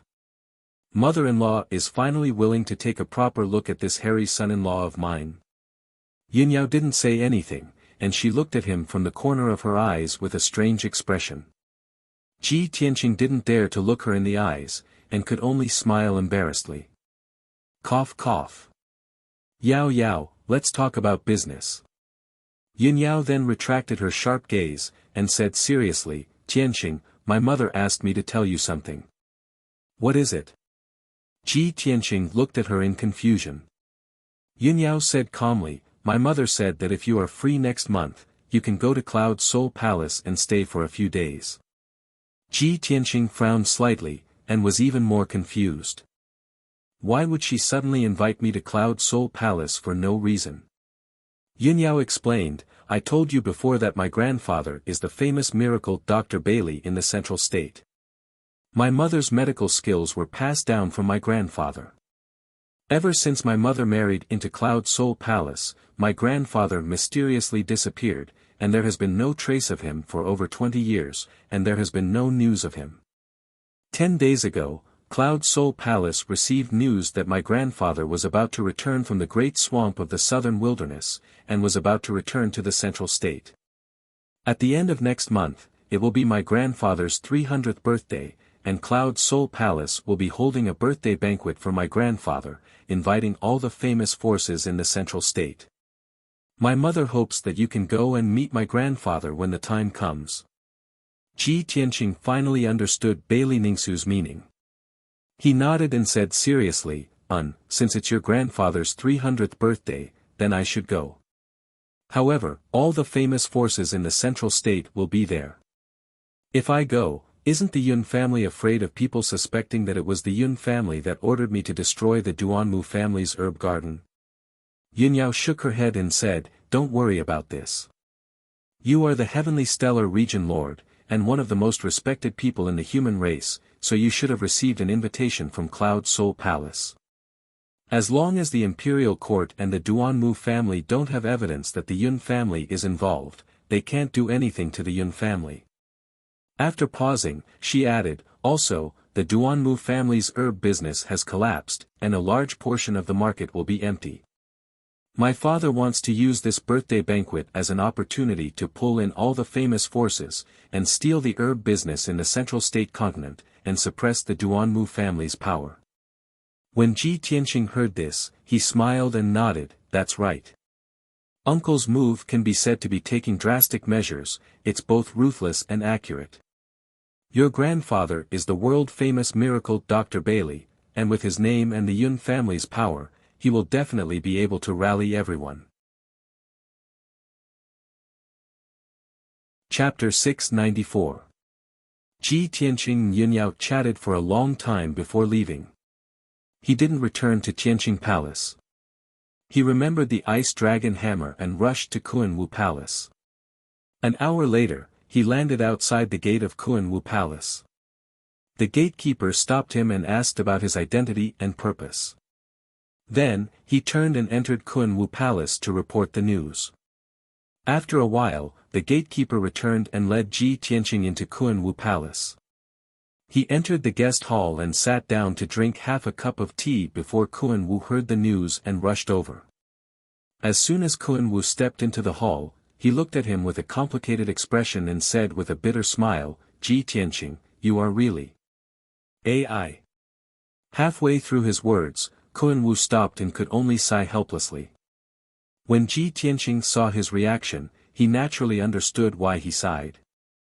However, he pretended not to understand and asked in confusion, Your Highness Kuan-Wu, what's wrong? What happened? Kuan-Wu saw that he was pretending to be confused and immediately said with anger and amusement, Ji Tianqing, if I knew your purpose of borrowing the ice dragon hammer, I definitely wouldn't have lent it to you. You are simply too daring. I really can't believe that you actually took the ice dragon hammer and barged into the Mangu forest alone. You destroyed the 3 medicine gardens of the Duanmu family and even killed the heavenly wind fire bird. Now, the few great families and the imperial court all know that you did this with the ice dragon hammer. Our monster race is really a scapegoat for no reason. When he said the word scapegoat, Kuan-Wu's face was full of depression. He looked at Ji Tianqing with a complicated expression. Ji Tianqing revealed an expression of sudden realization. He quickly cupped his hands and said to Kuan-Wu, Aya, Your Highness Kuan-Wu, I'm really sorry. I was careless. How about this, I will go to Central Continent City and spread the news to all the major forces that this matter has nothing to do with the monster race imperial court. It was done by me, Ji Tianqing. Kuan-Wu didn't know whether to laugh or cry. He quickly waved his hand and said, Stop it. Do you really want to drag me and the imperial court down with you? It's fine if you don't explain, it will only make things worse. Our monster race imperial court has never interfered in the affairs of the human race imperial court, let alone the grievances of the 3 great families. Now, the human imperial emperor had even sent a letter to the demon emperor 2 days ago to ask about the ice dragon hammer. If it wasn't for the sake of my sister, I would definitely settle the score with you. Ji Tianqing saw that he was quite distressed, so he stopped joking and said seriously, Your Highness Kuan-Wu, I have my own difficulties in this matter, so I can't tell you the reason in advance. For you and His Majesty the Demon Emperor to lend me a helping hand and lend me the ice dragon hammer, I am extremely grateful and will remember it in my heart. You don't have to blame this on Cuckoo. I, Ji Tianqing, owe your imperial court a favor. If there's a chance in the future, I'll definitely repay you double. 2. He took out the ice dragon hammer from his spatial ring and handed it to Kuan-Wu. Kuan-Wu was just a scapegoat for no reason and was slightly depressed. He didn't really blame Ji Tianqing. Kuan-Wu was slightly apologetic when he saw Ji Tianqing speak so solemnly. However, he had a typical demon's character. He was unruly and straightforward, so he couldn't say such sentimental words. He didn't say anything and took the ice dragon hammer and put it away solemnly. Ji Tianqing asked again, Your Highness Kuan-Wu, how's Ku's situation? Kuan-Wu's eyes became gentle when Ji Ku was mentioned, and he said with a smile, Ku has been cultivating bitterly in the imperial court. With Imperial Father helping her refine the demon energy in her soul, her situation has become more and more stable. She's no longer troubled by that mysterious energy. Moreover, Ku's strength has advanced by leaps and bounds under the care of Imperial Father and Imperial Mother. She has already reached the 4th level of the Origin Core stage. So fast. Ji Tianqing was rather surprised and felt it was unbelievable. Kun Wu revealed a gratified smile and nodded. It's indeed fast. Imperial Father and Imperial Mother both said that Ku's natural talent actually far surpasses mine. Imperial Father said that once the mysterious energy in Ku's soul is refined, she'll immediately reach the Heaven Origin stage. According to Imperial Father's estimation, it'll probably be completed within 3 to 5 months and completely solve Ku's predicament and hidden dangers. Ji Tianqing was even more shocked and asked in disbelief, Ku will be able to reach the Heaven Origin stage within 3 to 5 months. That's too shocking. Kun Wu didn't feel the slightest bit envious or jealous that Ji Ku possessed such good fortune. He only felt gratified and proud in his heart. He glanced at Ji Tianqing and said with a playful smile, both of us have to cultivate diligently and increase our strength as soon as possible. Otherwise, Ku will be able to catch up to us within a year and even surpass us. Ji Tianqing smiled and nodded, that's right. After that, the two of them chatted for a while more before Ji Tianqing bid farewell and left. After returning to Tianqing Palace, he entered the secret chamber to cultivate in seclusion. Anyway, he had nothing to do recently and it was not suitable for him to show his face in public. The Duanmu clan was severely damaged and the Central Plains was in turmoil. He was the culprit. Once he left the monarch mansion, he would definitely be besieged and hunted down by many powerhouses. Since that was the case, why should he go and cause more trouble? Staying in the monarch mansion to cultivate was the wisest choice. After entering the secret chamber, Ji Tianqing activated the Heavenly Soul Heavy Array. He used 25 times the gravity to refine his body and cultivate the ultimate sword body. He was now at Sky Origin Stage LV4. As long as he reached Sky Origin Stage LV6, he would be able to cultivate the ultimate sword body. With the ultimate sword body, he was not far from forming the sword heart. Thinking of this, Ji Tianqing's heart was filled with anticipation. He just wanted to increase his strength as soon as possible. Time flew by like a shuttle. For the next half a month, Ji Tianqing had been cultivating in the secret chamber.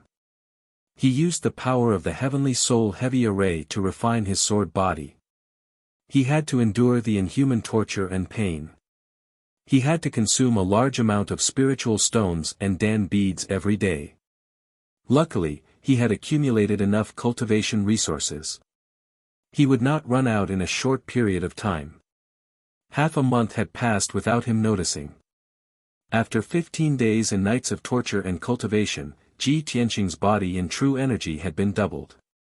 He had finally reached Sky Origin Stage LV5.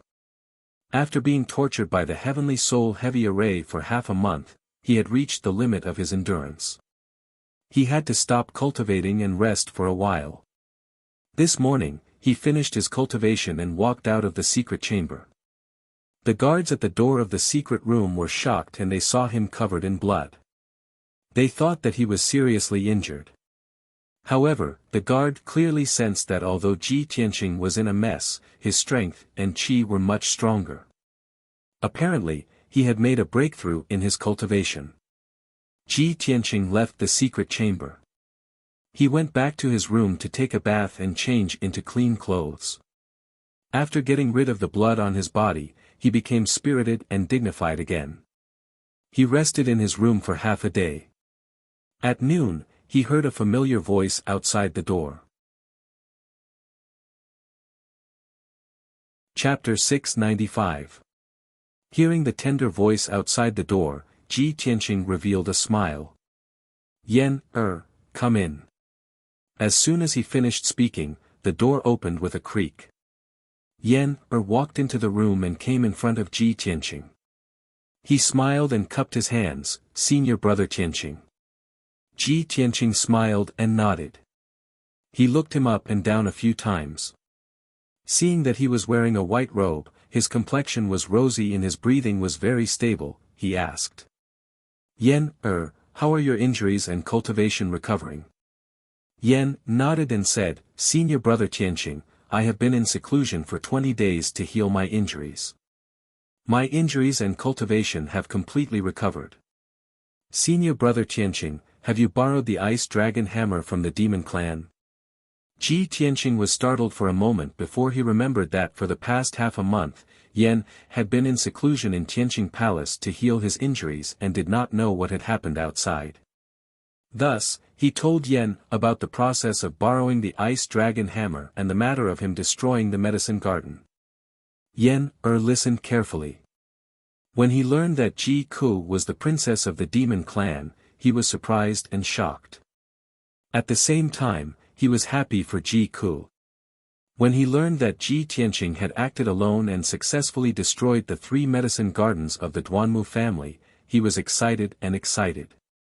Yan was excited for a long time before his emotions calmed down. He hurriedly warned Ji Tianqing to be careful of the Duanmu family's revenge. The two chatted for a while before Yan took his leave.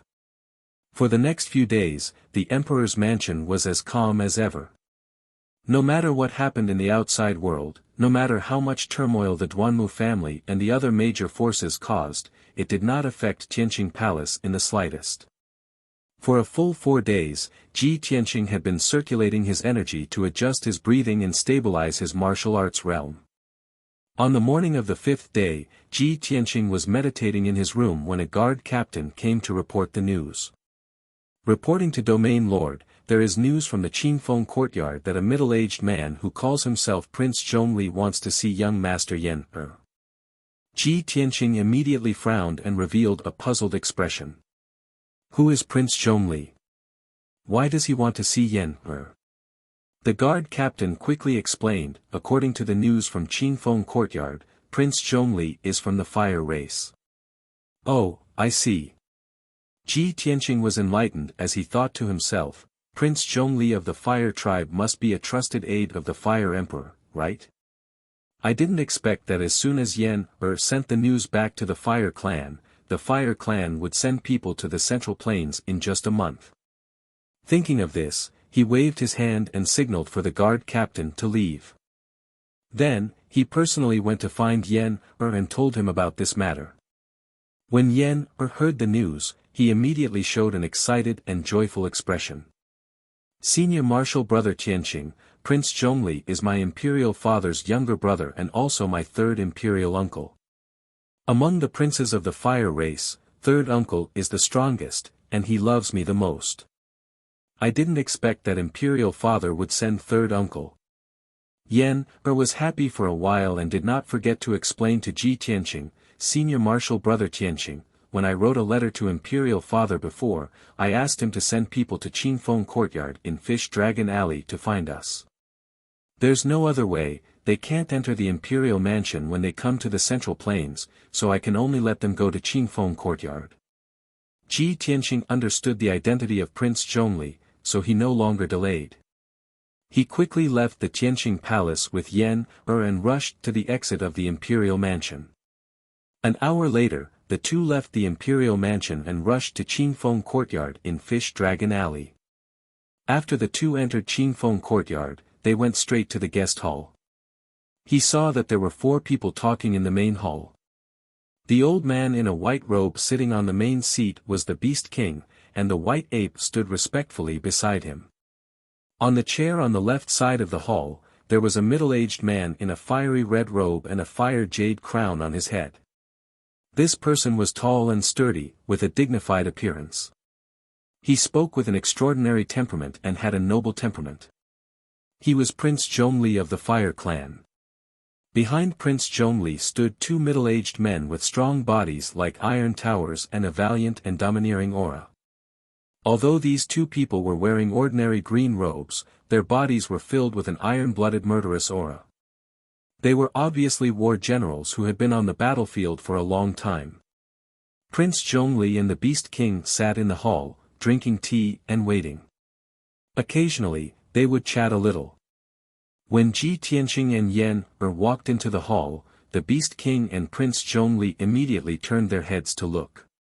The Beast King raised his eyebrows and revealed a kind smile. He greeted them, "Tianqing, Yan, you're finally here." Prince Zhongli hurriedly stood up, his face was kind as he looked at Yan with concern. "Yan, I haven't seen you for many years. You've finally grown taller." Yan hurriedly went up and bowed to Prince Zhongli. "Yan greets the third imperial uncle."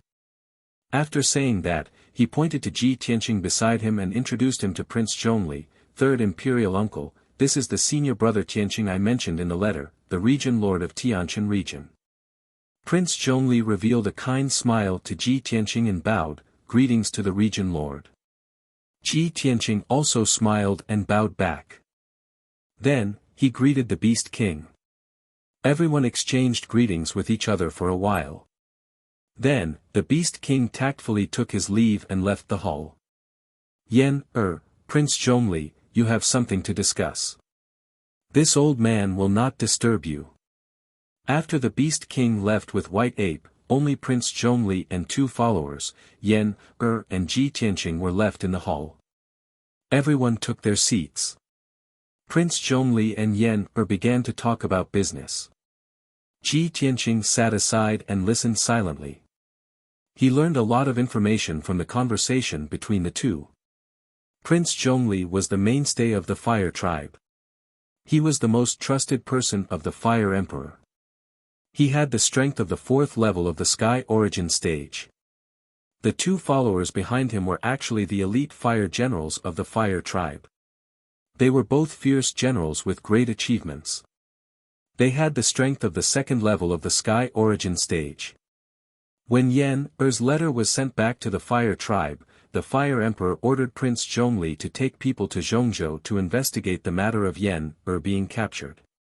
Prince Zhongli was worried about Yan's safety, so he rushed day and night to Zhongzhou city as soon as possible. When talking about this matter, Yan asked Prince Zhongli with doubts, "Third imperial uncle, who is that old lunatic who lost an arm and a leg? Did he betray our Fire Tribe, so he was tortured by cutting his flesh and blood?" Prince Zhongli nodded with a solemn face and said in a heavy tone, "Yan, the old lunatic who captured you is called Hui Yan. 30 years ago, he was the high priest of our Fire Tribe. He had a high status. However, he committed an unforgivable crime, so he was severely punished by the Fire Emperor." Hearing this, Yan showed a surprised expression and said in disbelief, "Hui Yan? He was the high priest of our Fire Tribe?" Ji Tianqing also showed a look of interest and asked Prince Zhongli, "Prince Zhongli, can you tell us what happened back then?" Chapter 696. Prince Zhongli's voice was low and heavy.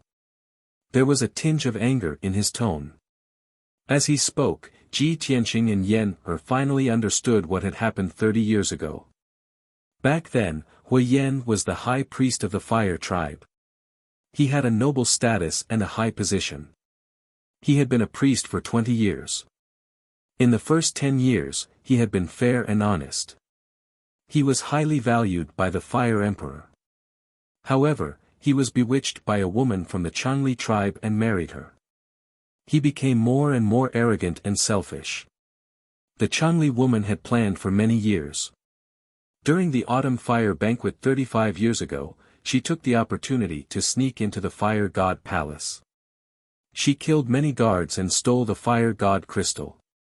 After that, the Fire Emperor chased after her for a few hundred miles and brought her back with the Fire God Crystal.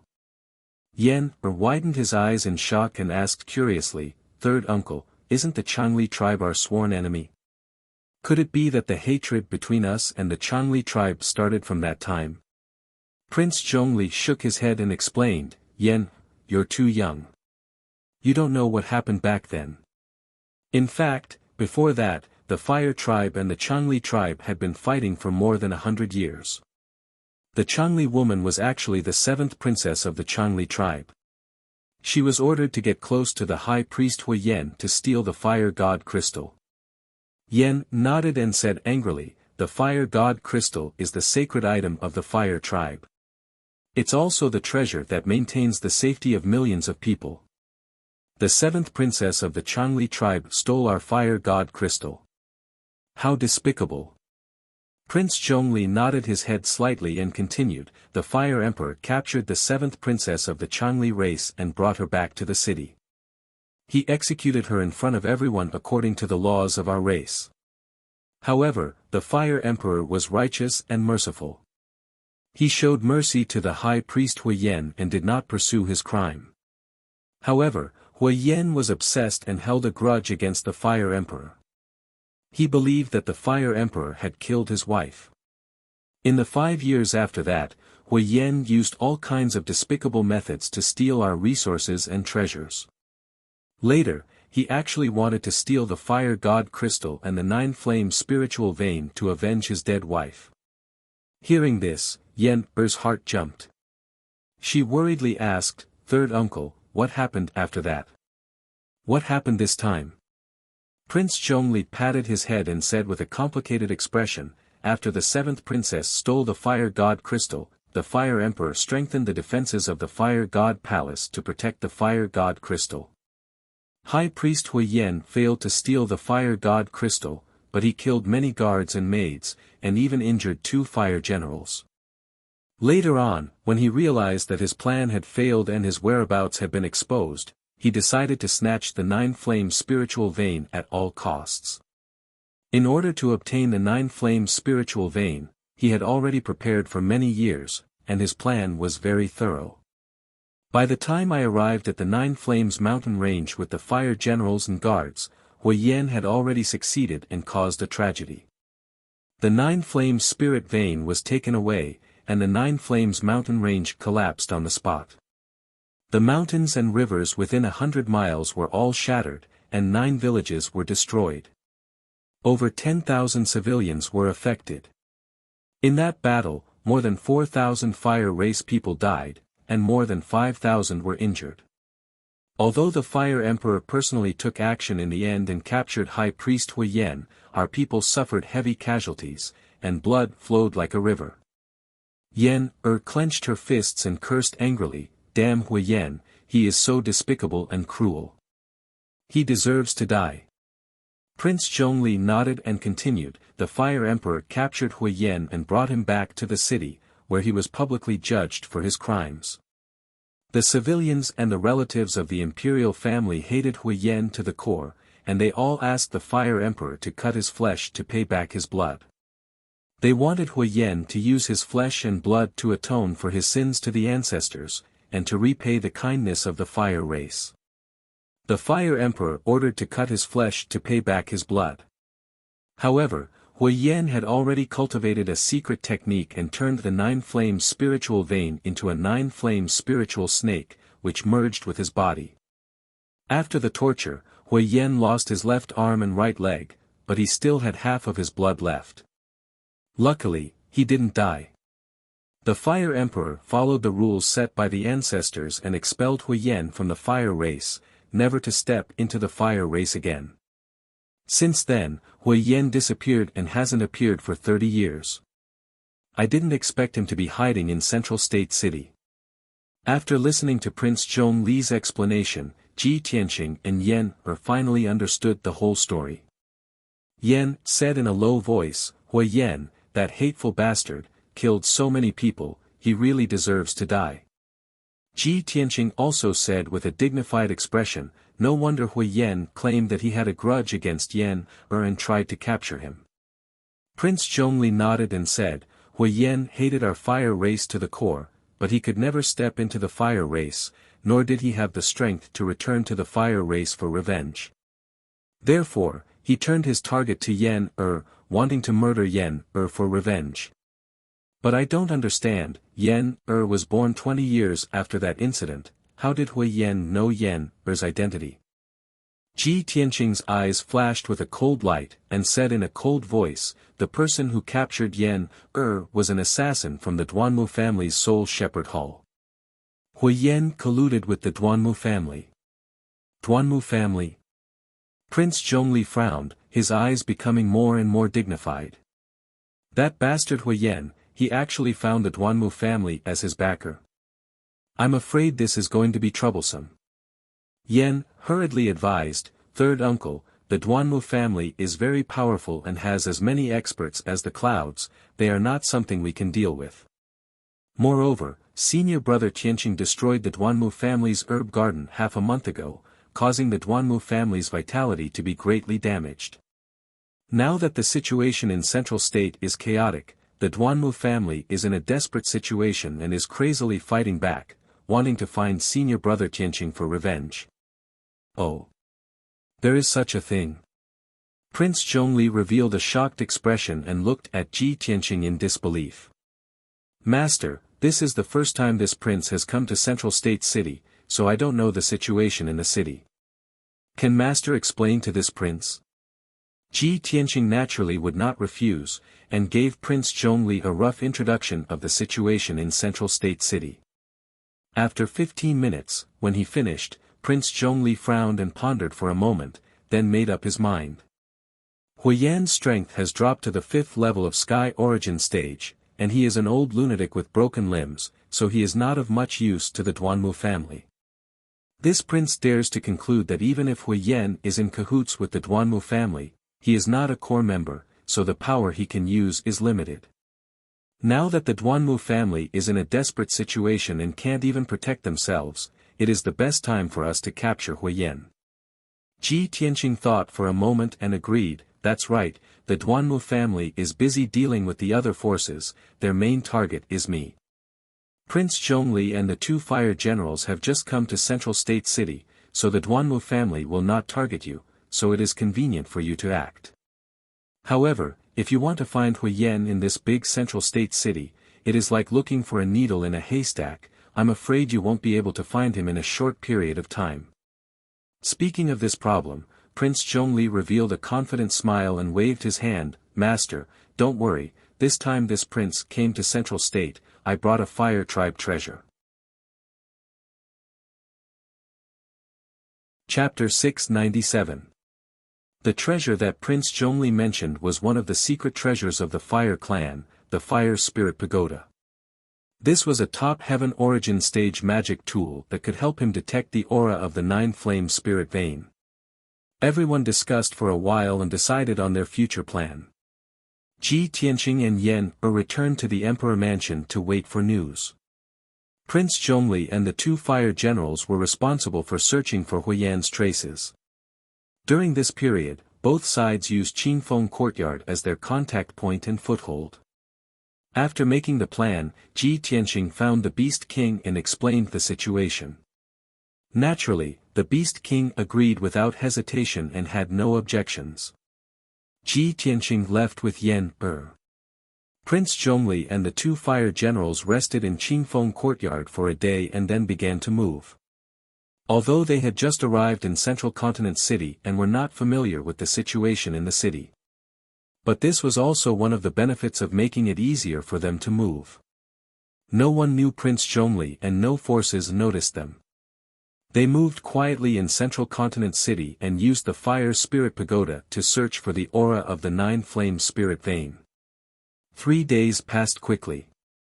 Early in the morning, Ji Tianqing was still meditating in his room when he heard Yan calling from outside the door. Senior brother Tianqing, there's news. Third uncle has found Hui Yan. Ji Tianqing quickly stopped cultivating and got up and walked out of the room. Yan was standing outside the door. Her small face was filled with joy and excitement. Let's go to Qingfeng Courtyard. Ji Tianqing did not waste time.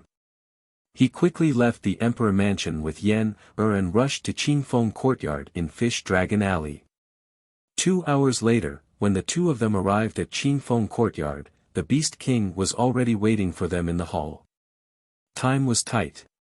After the 2 sides met, the Beast King immediately said to Ji Tianqing and Yan, Tianqing, Yan, Prince Zhongli found Hui Yan early this morning.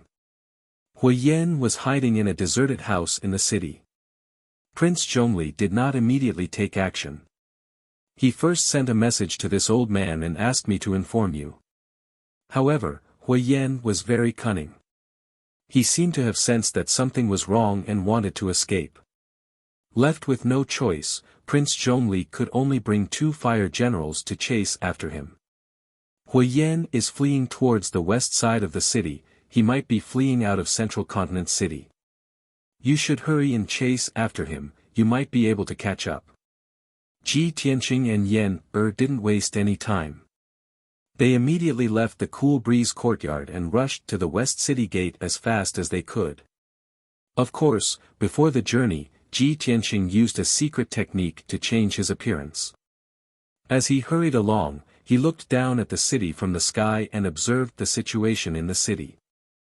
He used his spiritual sense to detect the aura of Prince Zhongli and the others.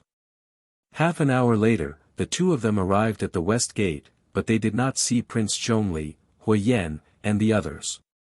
I wonder if they have left the city. Ji Tianqing murmured doubtfully as he looked around. Yan suddenly discovered something and quickly walked to the wall in the corner of the city gate. In that inconspicuous dark corner, there was a dark red mark half the size of a palm. The imprint looked simple and crude. It was neither a word nor an image. But when Yan saw the imprint clearly, she revealed a gratified smile. Senior brother Tianqing, this is the imprint that 3rd imperial uncle left for us. They have left the city and are rushing towards the west. Ji Tianqing nodded and hurriedly took Yan across the west gate and flew towards the mountains in the western suburbs. Along the way, the 2 of them could find the imprint left behind by Prince Zhongli in the mountains every few dozen miles. In addition, there were many traces of fighting along the way. Ji Tianqing followed the instructions of the imprint and kept flying towards the west. They gradually left the western suburbs of Central Continent City and entered the vast mountains. Unknowingly, 3 hours passed. It was noon and the sun was scorching high in the sky. At this time, Ji Tianqing and Yan were flying in a vast and deep mountain range. This place was thousands of miles away from Central Continent City. It was a primeval forest where few people would go. Suddenly, Ji Tianqing saw a dark red flame rising in the sky hundreds of miles ahead. He could faintly hear a muffled rumbling sound. He immediately concluded that there must be Sky Origin stage powerhouses fighting in that area. It should be there. Let's go. Ji Tianqing's eyes lit up. He hurriedly sped up with Yan When the 2 of them crossed hundreds of miles of mountains and arrived at the sky above a deep valley, they saw 5 figures fighting fiercely in the sky. There were 3 people on one side. It was Prince Zhongli and 2 fire generals. They were besieging 2 Sky Origin stage powerhouses. One of them was an old cripple in a black robe who was missing an arm or a leg. The other was a middle-aged man who was as big as a bear and looked honest. There was no doubt that the old cripple in the black robe was Hui Yan. The middle-aged man with the honest face was from the Wild Mountain tribe, who were known for their loyalty and strength. He seemed to be Hui Yan's guard. The man from the Wild Mountain tribe was at Sky Origin stage level 3. He was fighting against the 2 fire generals alone and was not at a disadvantage at all. The 2 fire generals were fierce generals who had been on the battlefield for a long time. Their aura was strong and murderous. Even though they were covered in blood and wounds, they still held their sabers in their hands and fought without caring about anything else. The man from the Wild Mountain tribe was also covered in wounds and blood. He was also aggressive. He was holding a long black spear that was 6 feet long and as thick as a wooden pillar. He was using his excellent spear art to block the attacks of the 2 fire generals. The 3 of them were fighting above the valley. Their true essences were splashing in all directions and making loud rumbling sounds. Not far away, Prince Zhongli was fighting against Hui Yan in the sky above the mountains. Prince Zhongli was only at Sky Origin stage level 4. However, with a pair of spiritual fire heavy swords, he was able to perform the godly fire sword art. The sky was filled with flames. Huiyan was holding a red saber in his hand. Around him was a 9-flame spiritual snake that was shining in 9 colors. He was fighting against Prince Zhongli. He was stronger than Prince Zhongli. With the protection of the spiritual snake, he was able to suppress Prince Zhongli and beat him back. The 5 sky origin stage cultivators were fighting in the sky. The sky was filled with true essences and was in chaos. The violent energy exploded, creating a raging hurricane in the sky.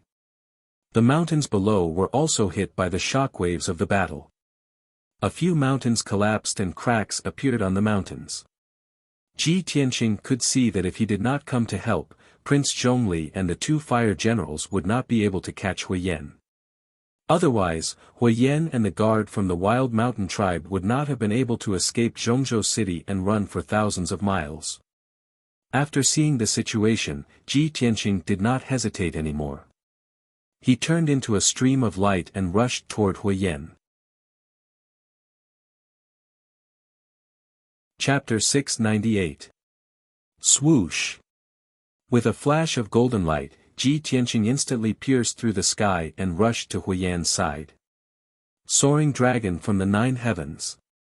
He pulled out the black dragon sword and slashed out a 30-meter-long ice-blue divine dragon toward Huiyan. Huiyan was fighting with Prince Zhongli and was caught off guard by the sudden attack. When he sensed the icy divine dragon coming, his face changed and his eyes were filled with anxiety and anger. Bam! With a muffled sound, Huiyan could not dodge in time and was hit by the icy divine dragon, flying backward. However, he had the 9-flame spiritual snake to protect him and blocked most of the power of the icy divine dragon.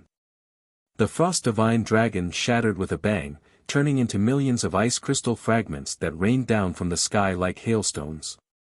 The 9-flame spiritual snake also circled around and roared angrily. The flames on its body flickered. Huiyan retreated 1,000 meters away and stood high in the sky. He spat out a mouthful of blood and panted heavily. He looked at Ji Tianqing gloomily. When he saw Ji Tianqing's appearance, he was stunned. Although Ji Tianqing had changed his appearance, he still felt a sense of déjà vu. Moreover, Ji Tianqing's aura and sword moves were still fresh in his memory. Huiyan frowned and thought for a moment. He immediately guessed Ji Tianqing's identity. "It's you. The little bastard who sneaked into Dark City to assassinate me and destroy the Dark Shadow Palace." Ji Tianqing's identity was exposed and he did not hide anymore. He used his power to restore his appearance. Prince Zhongli stopped and looked at Ji Tianqing with relief. He cupped his hands and said, "Territorial Master, you came at the right time." Ji Tianqing nodded at him as a greeting. Huiyan finally confirmed Ji Tianqing's identity. He stared at him with hatred and roared with murderous intent, "Ji! God! Great! It's really you, you bastard!" Ji Tianqing was not angry at all. He looked at Huiyan with a sneer and said coldly, "Huiyan, I let you escape last time in the underground city. Let's see how you can escape today. No matter how capable you are, you won't be able to escape today. Surrender." Last time in the underground city, he was not strong enough and let Huiyan escape. Today, he was at the 5th level of the Sky Origin stage. And here is a vast mountain range, the terrain is not as complicated as the underground Ancheng. No matter what, it was impossible for Huiyan to escape. Huiyan narrowed his eyes and said coldly, "Ji Tianqing, this is between me and the fire race. What right do you have to interfere?" Ji Tianqing was momentarily stunned when he heard these words. Soon after, he sneered and said, "Ha ha ha, Huiyan, what's the point of saying all this now? What? You know you have nowhere to run, so you want to negotiate with me? No need. Yan is my junior brother. Since you dare to go against him, you have to bear my anger." Huiyan's thoughts were exposed and he was furious. He shouted at the top of his lungs, "Ji Tianqing! You will die a horrible death. The one who will die a horrible death is you. Ji Tianqing retorted and did not talk nonsense with him anymore. He immediately waved his sword and slashed out a giant sword that was hundreds of meters long. Water split. The giant golden sword was extremely powerful. It carried the power to destroy everything and slashed at Huiyan. Huiyan's face immediately changed. He held the crimson sword in his right hand and fought back with all his strength. He slashed out 6 flaming sword lights. Furious blade. The 6 saber lights that were tens of meters long collided with the huge sword that was hundreds of meters long. Immediately, there was an earth-shattering boom. The dark sky was immediately illuminated by the flaming sword lights. It was like the red clouds at sunset.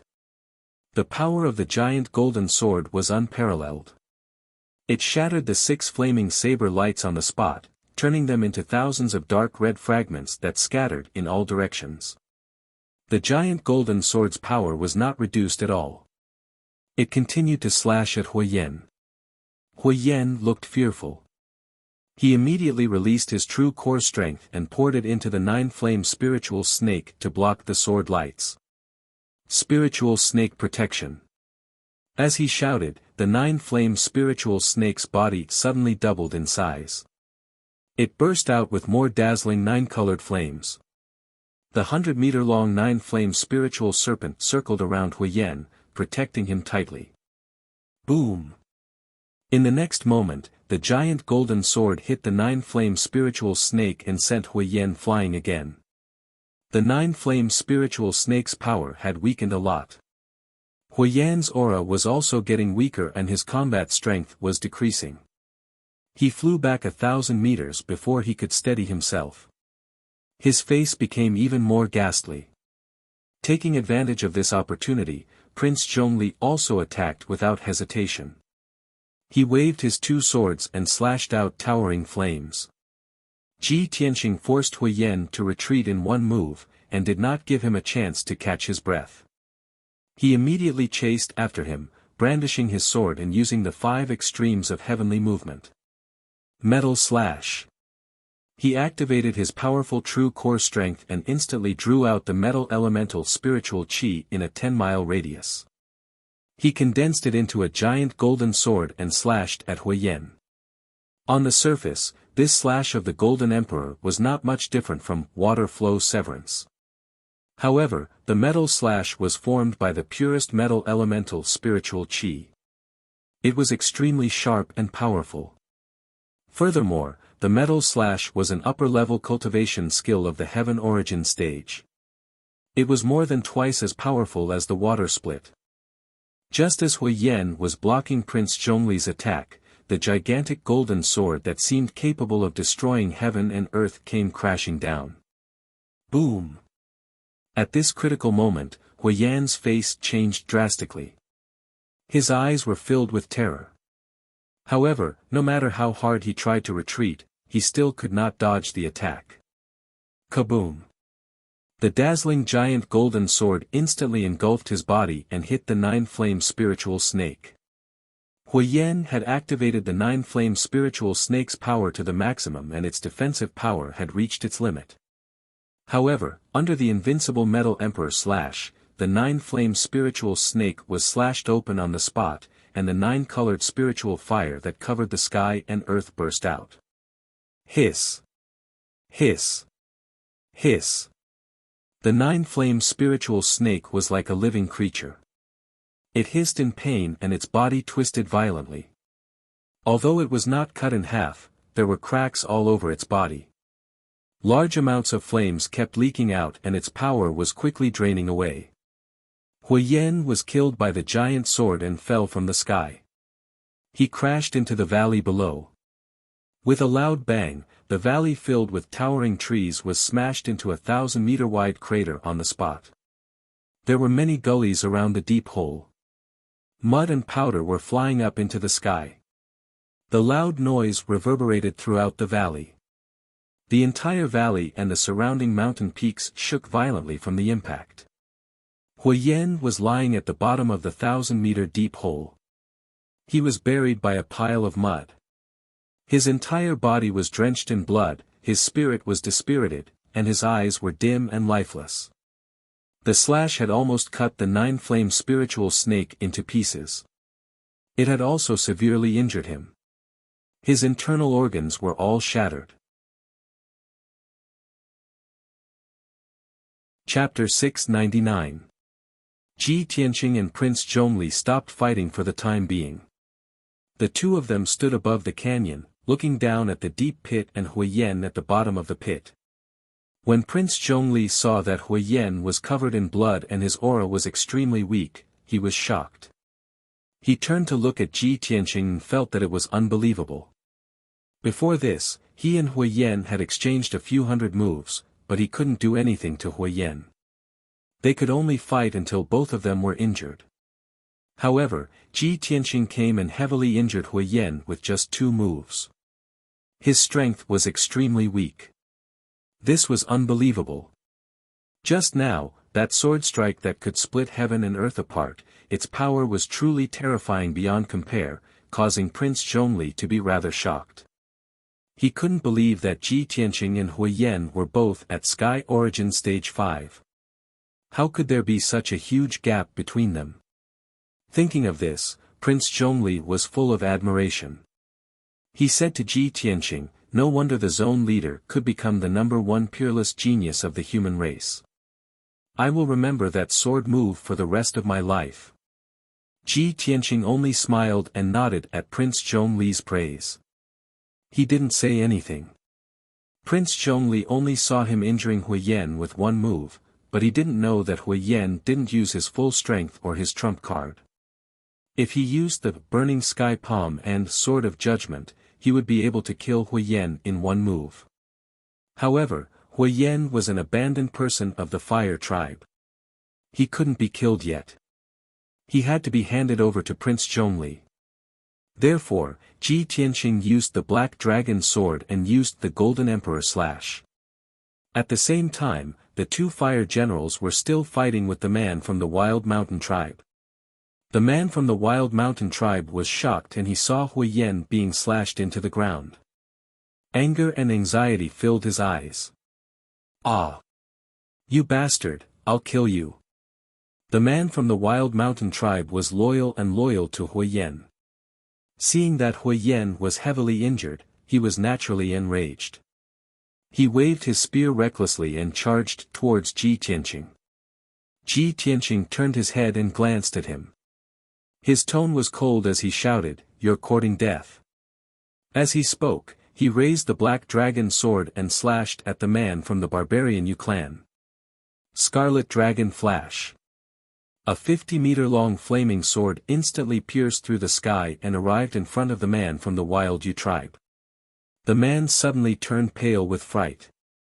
He hurriedly brandished his long spear, sweeping out a shocking spear shadow in an attempt to block the giant sword's attack. Ping ping ping. With a series of muffled sounds, the spear shadows that filled the sky were smashed into pieces by the giant sword. In the next moment, the huge flaming sword struck the man from the Barbarian Mountain clan. Boom! His true essence shield instantly collapsed, and his body was blasted to pieces, turning into minced meat that splashed out in all directions.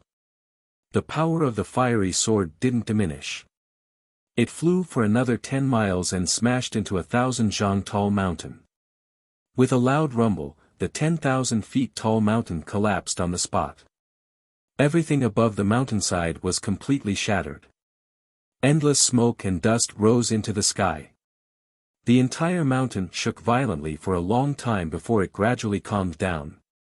The man from the Barbarian Mountain clan was killed by Ji Tianqing with a casual strike. Prince Zhongli and the 2 fire generals watched with trepidation. Their hearts were filled with astonishment. Especially the 2 fire generals. They fought with the man from the Barbarian Mountain clan for a long time, but they couldn't gain the upper hand. However, Ji Tianqing killed the man from the Barbarian Mountain clan with a casual strike. How terrifying was his strength! Prince Zhongli had a deeper understanding of Ji Tianqing's strength. He thought to himself, Yan actually has such a powerful senior brother who is so protective of him. It's really his blessing. When I return to the Fire Tribe, I must have a good talk with the Fire Emperor to let Yan follow his senior brother so that he can achieve greater things. At this moment, Ji Tianqing descended from the sky and flew into the valley.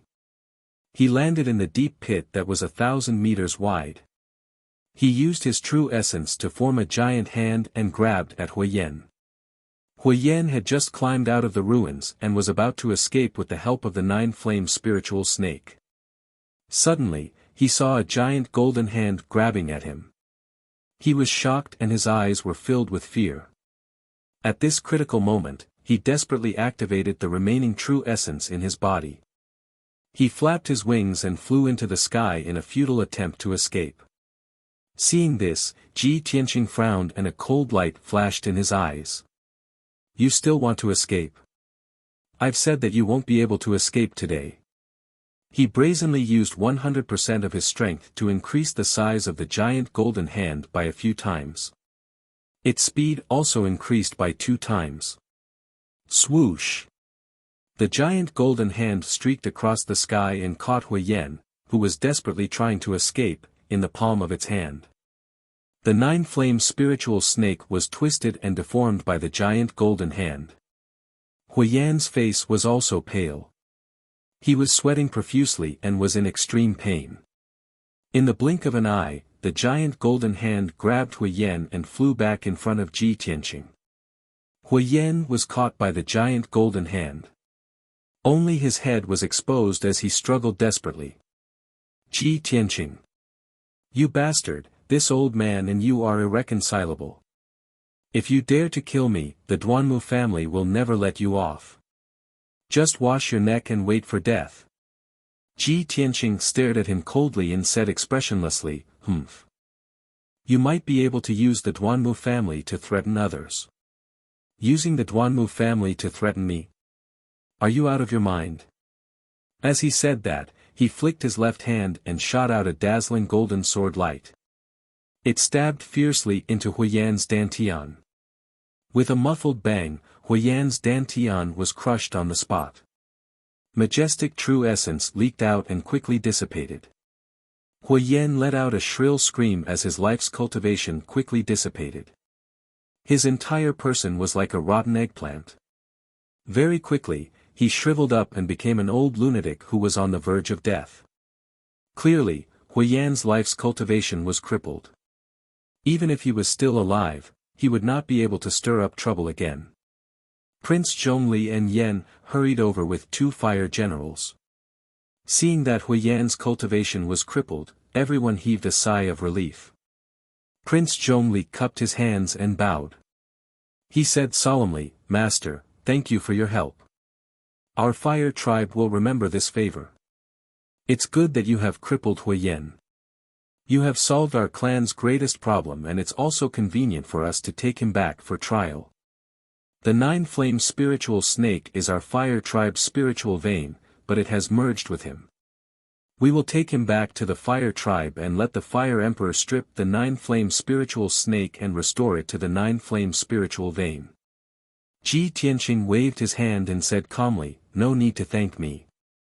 I am helping Yan. However, I want to interrogate Huiyan first. What is his relationship with the Duanmu family? After I am done with the interrogation, I will hand him over to you." Prince Zhongli naturally had no objections. He nodded and made a gesture of invitation. Chapter 700. Huiyan's cultivation had been completely depleted, and he was as weak as an ordinary person. He no longer had any strength to resist. His body had shrunk into a ball, and his expression was filled with despair. His eyes were filled with a deathly gray, and he no longer had anything to live for. Hearing Ji Tianqing's question, he laughed coldly in a hoarse voice. "I'm no different from a dead man. Why would I tell you the inside story?" Ji Tianqing had long expected that he would have such a reaction. He was neither angry nor anxious.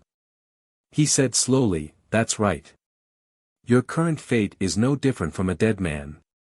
But you should know that sometimes death is not scary. Living is more painful. Coincidentally, I've heard of some torture methods and was worried that I wouldn't be able to use them.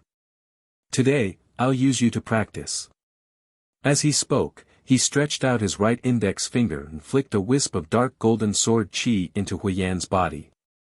That wisp of fierce and domineering sword chi immediately swam in Huiyan's meridians, bursting with violent and sharp sword chi. Huiyan's meridians were shattered inch by the sword chi and turned into powder. The pain of his meridians being shattered caused Huiyan's body to convulse. Blood foam kept flowing out of his 7 orifices, and he opened his mouth to let out an incomparably shrill scream. He clenched his teeth and held on for a while. Then, he could no longer bear the extreme pain and immediately begged for mercy. Stop. Stop it. Ji Tianqing. I'll tell you everything. Seeing this scene, Ji Tianqing waved his hand and withdrew that wisp of sword chi. He glanced at Huiyan and said in a contemptuous tone, I thought you were tough. You can't even bear this little bit of pain. How disappointing. Back then, when he cultivated the sword heart Tao, the sword chi also swam in his meridians. Recently, when he cultivated in the heavenly spirit heavy array, he also had to endure the same pain. But he endured it with amazing perseverance. That was why he was able to cultivate the sword heart Tao and improve his strength rapidly. And Huiyan was only destroyed by the sword chi for a moment before he was tortured to the point of collapse. He hurriedly begged for mercy. From this, it could be seen that Ji Tianqing could grow so quickly. It was natural for him to be called the #1 prodigy of the human race. After that, Huiyan no longer dared to hide anything and revealed his relationship with the Duanmu clan. Ji Tianqing, Yan and the others finished listening, only then did they come to a realization, understanding the whole story. It turned out that the second madam of Duanmu Huang was just a young lady from a small family, and by chance, she recognized Huiyan as her adoptive father. Huiyan wanted to settle down in the central state, and he wanted to use the Duanmu family's medical methods to recover his left arm and right leg. Therefore, Huiyan used all means and schemes to help second madam marry into the Duanmu family and become Duanmu Huang's concubine. The second madam was also an ambitious and scheming person. She had been in the Duanmu family for more than 20 years, and she had gone from being a concubine to a co-wife step by step. In the end, she had become the honorable second madam. Huiyan also benefited from this. Through his relationship with the second madam, he could use the Duanmu family's power. Originally, Huiyan had been tortured by the fire race. He had lost his left arm, right leg, and half of his blood. His power would rapidly weaken, and his left arm and right leg would not be able to recover. However, with the help of the Duanmu family, he had managed to survive until now, and his strength had stabilized at the 5th level of the Sky Origin stage. He even had a chance to recover his crippled body. A few months ago, Huiyan found out that the Fire Emperor had a son called Yan, through the Duanmu family's soul-hurting hall, and he had come to Central State City. Therefore, he wanted to capture Yan, and use him to threaten the Fire Emperor to take revenge on the entire fire race. When the second madam contacted him for help, he made this request to the second madam. It was because of this that Yan, was captured, and Ji Tianqing broke into the underground city to rescue him. Now that the truth was out, Ji Tianqing did not say anything more, and through Huiyan to Prince Zhongli, I have finished the interrogation. Huiyan will be handed over to you. Prince Zhongli asked 2 fire generals to hold Huiyan.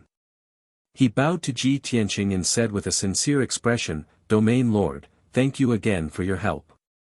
Later, I will take Huiyan back to the fire race. Before I came, the Fire Emperor had told me to let Yan return to the fire race for an important matter. Domain Lord, this matter should not be delayed, we will take our leave now. Yan also looked at Ji Tianqing with reluctance. He cupped his hands and said, Senior brother Tianqing, I will go back to the fire race with third uncle. You are alone in Central State, you must be careful. Don't worry, after my matter is settled, I will come back to find you as soon as possible. Ji Tianqing smiled, patted his head, and said, Yan, you have been away from the fire race for too long, it is time to go back and see your parents. We will part here, you all take care. Ji Tianqing waved goodbye to everyone, watching Prince Zhongli, Yan, and the others fly across the sky, flying south as fast as lightning. When everyone's figures disappeared into the sky, he withdrew his gaze, changed his appearance, and returned to Central State City. He rode on Qianyu, flying in the sky at a leisurely pace, muttering silently in his heart. Ku is cultivating in the monster race imperial court and will not be back for 3 to 5 months. Yan also went back to the fire race, at least 3 to 5 months. Only Qianyu and Little Black Dragon are left to accompany me, sigh. It seems that I have to go back to the monarch mansion and cultivate in seclusion for a while. Ji Tianqing made up his mind. After going back, he had nothing to do, so he continued to cultivate in seclusion, striving to cultivate the ultimate sword body as soon as possible. Unknowingly, he had flown 400 miles and crossed dozens of mountain ranges. He was still 600 miles away from Central State City, flying above a dark green primitive forest. Suddenly, in the empty sky in front of him, the air fluctuated violently. In the next moment, a thin and tall figure in a purple robe appeared out of thin air in the sky. Swish! It was a tall man in a purple robe with a cold and dignified aura, wearing a bronze devil mask on his face. Under the mask, a pair of eyes as deep as the starry sky was revealed, glowing with a cold light, staring at Ji Tianqing. Ji Tianqing suddenly saw the purple-robed man appear, immediately frowned, his pupils shrank, and his eyes became serious. He appeared out of thin air, what kind of method is this? Could it be that he teleported from afar? He whispered in his heart, very vigilant and wary of the purple-robed man. This was because he knew very well that although Sky Origin Realm experts could fly in the sky as fast as flowing light, it was impossible for them to teleport. It was said that only transcendent experts in the soul refining realm could teleport 10 miles in an instant with the help of soul-level magic treasures. Ji Tianqing guessed that the purple-robed man who suddenly appeared was very likely to be a soul refining realm expert. The other party came with ill intentions, his body was filled with coldness and a trace of killing intent. Swish! Ji Tianqing stopped, standing 1,000 meters away from the purple-robed man in the sky. The purple-robed man stared at him and spoke in a cold and deep voice. Ji Tianqing. This seat has been waiting for you for a long time. Chapter 701. The purple-robed man's voice was deep and forceful. It contained an unquestionable domineering aura and an invisible soul-suppressing sound. Ji Tianqing was 1,000 meters away from him. Just by hearing his voice, he felt his entire body turn cold and a strong sense of fear appeared in his soul. His expression suddenly changed and his eyes revealed a strong sense of vigilance. Soul Refinement Realm Expert. He knew very well that only experts in the soul refinement realm were able to use invisible soul energy to kill their opponents. Sure enough, the purple-robed man secretly circulated his energy and a blazing white light immediately lit up behind him. It condensed into 5 balls of white light, like 5 giant eyeballs. Seeing this scene, Ji Tianqing's body shook and his expression became very ugly. Divine soul white light condensing into 5 Dharma eyes. This is a 5th-level soul refinement realm expert. He had read some martial arts history books in the Emperor King manner before and had some understanding of soul refinement realm experts. He knew that when a martial artist broke through heaven origin and reached the soul refinement realm, besides controlling heaven and earth spirit energy, they could also use divine soul power. The most obvious sign of a soul refinement realm expert was the white light that appeared from their divine soul power. They could condense divine soul Dharma eyes. A first-level soul refinement realm expert could only condense one divine soul Dharma eye. A second-level soul refinement realm expert could condense two divine soul Dharma eyes. A third-level soul refinement realm expert could condense three divine soul Dharma eyes, and so on. The purple-robed man could actually condense 5 divine soul Dharma eyes. He was clearly a fifth-level soul refinement realm expert. Damn it! How could a fifth-level soul refinement realm expert appear? And looking at his posture, it's obvious that he has been planning for a long time to assassinate me. Who is he? Ji Tianqing stared at the purple-robed man and silently guessed in his heart. At this moment, the purple-robed man sneered and said, Ji Tianqing, Ji Tianqing, if you had always holed up in the Emperor King manor, I wouldn't have been able to do anything to you. But I already expected that you would leave the Emperor King manor sooner or later. I didn't expect that not only did you leave the Emperor King manor, you even left Central State City. You personally gave me such a good opportunity, so how could I let you down? Today, I'll tear you into 1,000 pieces, grind your bones to dust, and make you pay with your blood. Hearing his words, Ji Tianqing immediately frowned and thought, pay with blood? Could he be from the Duanmu family? As he thought of this, he vaguely had an answer in his heart. He looked coldly at the purple-robed man and asked in a deep voice, You are Duanmu Huang? The purple-robed man was wearing a mask, so no one could see the change in his expression. His eyes were as cold as ice. His entire body emitted a murderous aura as he sneered, So what if I am? So what if I'm not? Of the divine soul Dharma heart. You. Of soul of bones bones of. Of the soul of. As soon as his voice fell, the purple-robed man decisively waved his right hand. With a wave of his sleeve, an overwhelming 5-colored spiritual light shot out. Shwa! The 5-colored light that blotted out the sky condensed into a giant 5-colored blade that was 1,000 meters long and slashed down toward Ji Tianqing's head. Moreover, the 5 divine soul Dharma eyes behind the purple-robed man also released an invisible divine soul power that sealed off an area of 20 miles. A 5-colored curtain of light appeared, enveloping the entire area within 20 miles, forming an isolated domain. Within this domain, the purple-robed man was the absolute ruler. He controlled the power of heaven and earth. Ji Tianqing was suppressed by an invisible force, as if he had fallen into a quagmire, unable to move at all. He could only watch as the enormous 5-colored blade slashed down at him with the power to destroy everything in its path. At the moment of life and death, he closed his golden wings without hesitation to protect himself. In the next moment, the heaven-splitting blade slashed down and struck the golden wings. Boom! With a deafening explosion, Ji Tianqing's figure was engulfed by the 5-colored spirit light. The heaven-splitting blade wrapped around him and fell straight down from the sky, slashing into the mountain range below. With a loud rumble, the towering mountain range, which was hundreds of miles long, was instantly shattered into pieces by the heaven-splitting blade. The mountain range collapsed, and several peaks collapsed.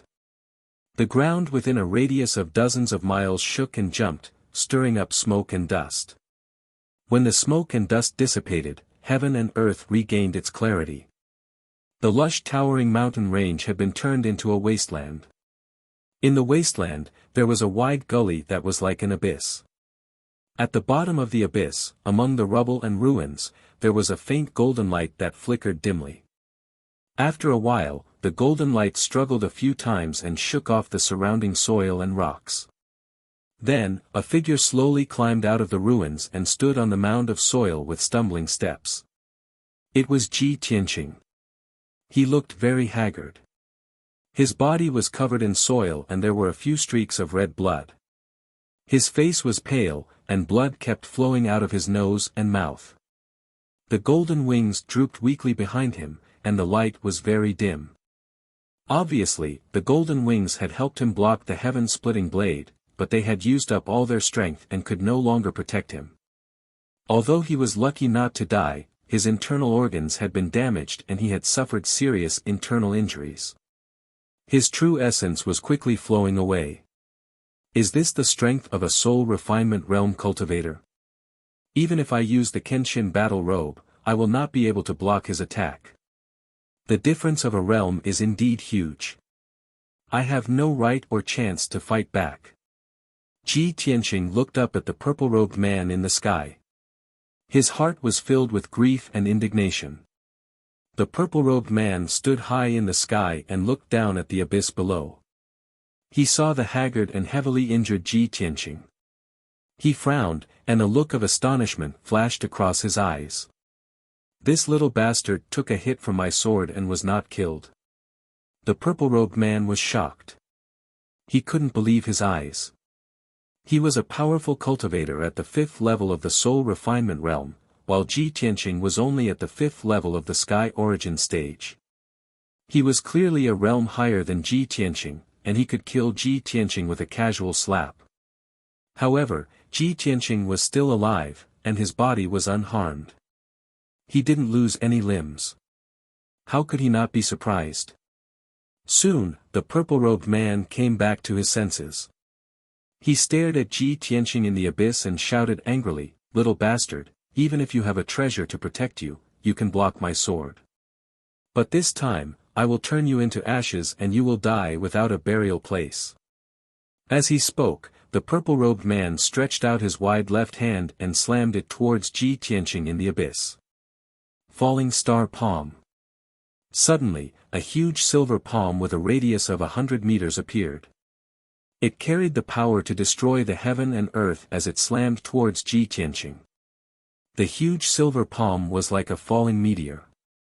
It pierced through the sky and slashed towards Ji Tianqing's head. Chapter 702. The difference in strength between Ji Tianqing and the purple-robed man was too great. When the fallen star palm fell from the sky, he did not hesitate to use his strongest defensive trump card. Swoosh! A golden light flashed in his palm, and a golden seal appeared. It was the seal of mountains and rivers. He desperately activated his true core energy and poured it into the seal of mountains and rivers. The golden seal suddenly emitted a dazzling golden light and a sacred and majestic aura. In an instant, the seal of mountains and rivers grew to the size of a house. It was 5 meters tall and 6 meters wide. Under Ji Tianqing's control, the mountain and river pattern on the side of the golden seal opened, and he immediately went in. Almost at the same time, the fallen star palm hit the seal of mountains and rivers hard. Boom! In the deafening sound, the seal of mountains and rivers was hit by a destructive force. It shone with a dazzling golden light and crashed into the ground. This was the ruins at the bottom of the abyss. The ground was broken and filled with debris. The violent force exploded, and a deep pit with a radius of 1,000 meters appeared on the ground. Dust and gravel flew everywhere. The abyss-like ravine also collapsed on the spot, forming a huge pit with a radius of 10 miles. It was like a giant bowl. Endless clouds of dust covered the sky, and loud rumbling noises reverberated between heaven and earth, lasting for a long time. The area that was enveloped by the 5-colored light curtain fell into complete chaos and violence. Except for the purple-robed man, almost no one could survive in this area. They would be smashed into pieces in an instant by the terrifying force and hurricane. In the deepest part of the huge pit, a dazzling golden light could be vaguely seen. It was buried in endless dust, but it still emitted a dazzling golden light. After a long time, when the earth-shattering sound and the dust in the sky dissipated, the golden light shook off the dust and flew into the air. Swoosh! The golden light flashed, and the house-sized seal of mountains and rivers flew into the sky. It stopped 10 miles away from the purple-robed man. The seal of mountains and rivers looked unscathed. There was no scar on its surface. The light was still dazzling, and the aura was still sacred and majestic. After all, this magic treasure was a soul-grade magic treasure personally refined by an imperial monarch, so how could it be destroyed so easily? The purple-robed man stood in the sky, frowning as he looked at the intact seal of mountains and rivers. His expression became increasingly gloomy. His eyes flickered with a cold light as he cursed in a low voice, "Damnable little bastard, you actually used the Region Lord's golden seal to block my meteor palm." The purple-robed man had a high status and authority. Of course, he had seen the Domain Lord's golden seal before. He also knew that every Domain Lord's golden seal was a soul-grade magic treasure with very strong defensive capabilities. However, the Domain Master's golden seal was mainly used as a token and not a powerful magic treasure. He was confident that he would be able to break the seal within 3 moves. Even if Ji Tianqing was hiding in the golden seal, he could still tear Ji Tianqing into pieces. There was a space in the seal of mountains and rivers that looked like a secret chamber with a radius of 4 meters. Ji Tianqing was sitting cross-legged in the secret chamber. He took out a few spirit pills and swallowed them, hurriedly circulating his energy to suppress his injuries. While he was healing his injuries, his heart was filled with anxiety. He was thinking to himself, although the seal of mountains and rivers blocked the meteor palm, I am fine for now. However, the Imperial Tutor said that this seal of mountains and rivers can only help me block 3 fatal attacks from a soul-tempering stage powerhouse. The meteor palm just now has already weakened the power of the seal of mountains and rivers. The seal of mountains and rivers can at most block 2 more attacks before it can no longer protect me. At that time, I will definitely die. No, I have to think of another way to save my life. Ji Tianqing frowned and thought for a moment. Suddenly, he remembered that Yun Zhongqi had given him a magic cloud token when he had discussed cooperation with him at Cloud Soul Palace. At that time, Yun Zhongqi had said that he could use the magic cloud token to mobilize the Yun family's forces and the hidden cloud pavilion. Moreover, when he was in danger that he could not resolve, he could use the magic cloud token to send a message, and Yun Zhongqi would save him once. Although Uncle Yun might expose his identity by saving me and let the Duanmu family know about my relationship with Cloud Soul Palace, my life is in danger. I can't care about that much now. At that thought, Ji Tianqing quickly took out the magic cloud token from his infinite space ring. He left the secret room in the seal of mountains and rivers and stood on the golden seal. He activated the majestic true core in his body and infused it into the magic cloud token. Swoosh! The magic cloud token immediately lit up with a dazzling glow. It turned into a stream of light that was as sharp as a sword and flew into the sky. The purple-robed man had been staring at the seal of mountains and rivers. When he saw Ji Tianqing suddenly appear and release a signal arrow, he immediately sneered with disdain. What? You little bastard, you know that you are going to die, and you still want to send a message for help. Ha ha ha. Everything within a 20-mile radius has been sealed by my divine soul Dharma Eye. This is my divine soul territory. This area is under my control. Don't even think about sending a signal out. Even the heavens can't save you. The purple-robed man's tone was very confident and domineering. However, as soon as he finished speaking, the stream of light transformed from the magic cloud token pierced through the 5-colored sky with a whoosh and disappeared without a trace. The purple-robed man's face stiffened. A hint of anger flashed in his eyes. Bastard! Did you use a Dharma treasure to send a signal just now? Only a special soul-level Dharma treasure could pass through his divine soul territory. He immediately realized that Ji Tianqing must have sent a signal to ask for help from a soul-tempering realm powerhouse.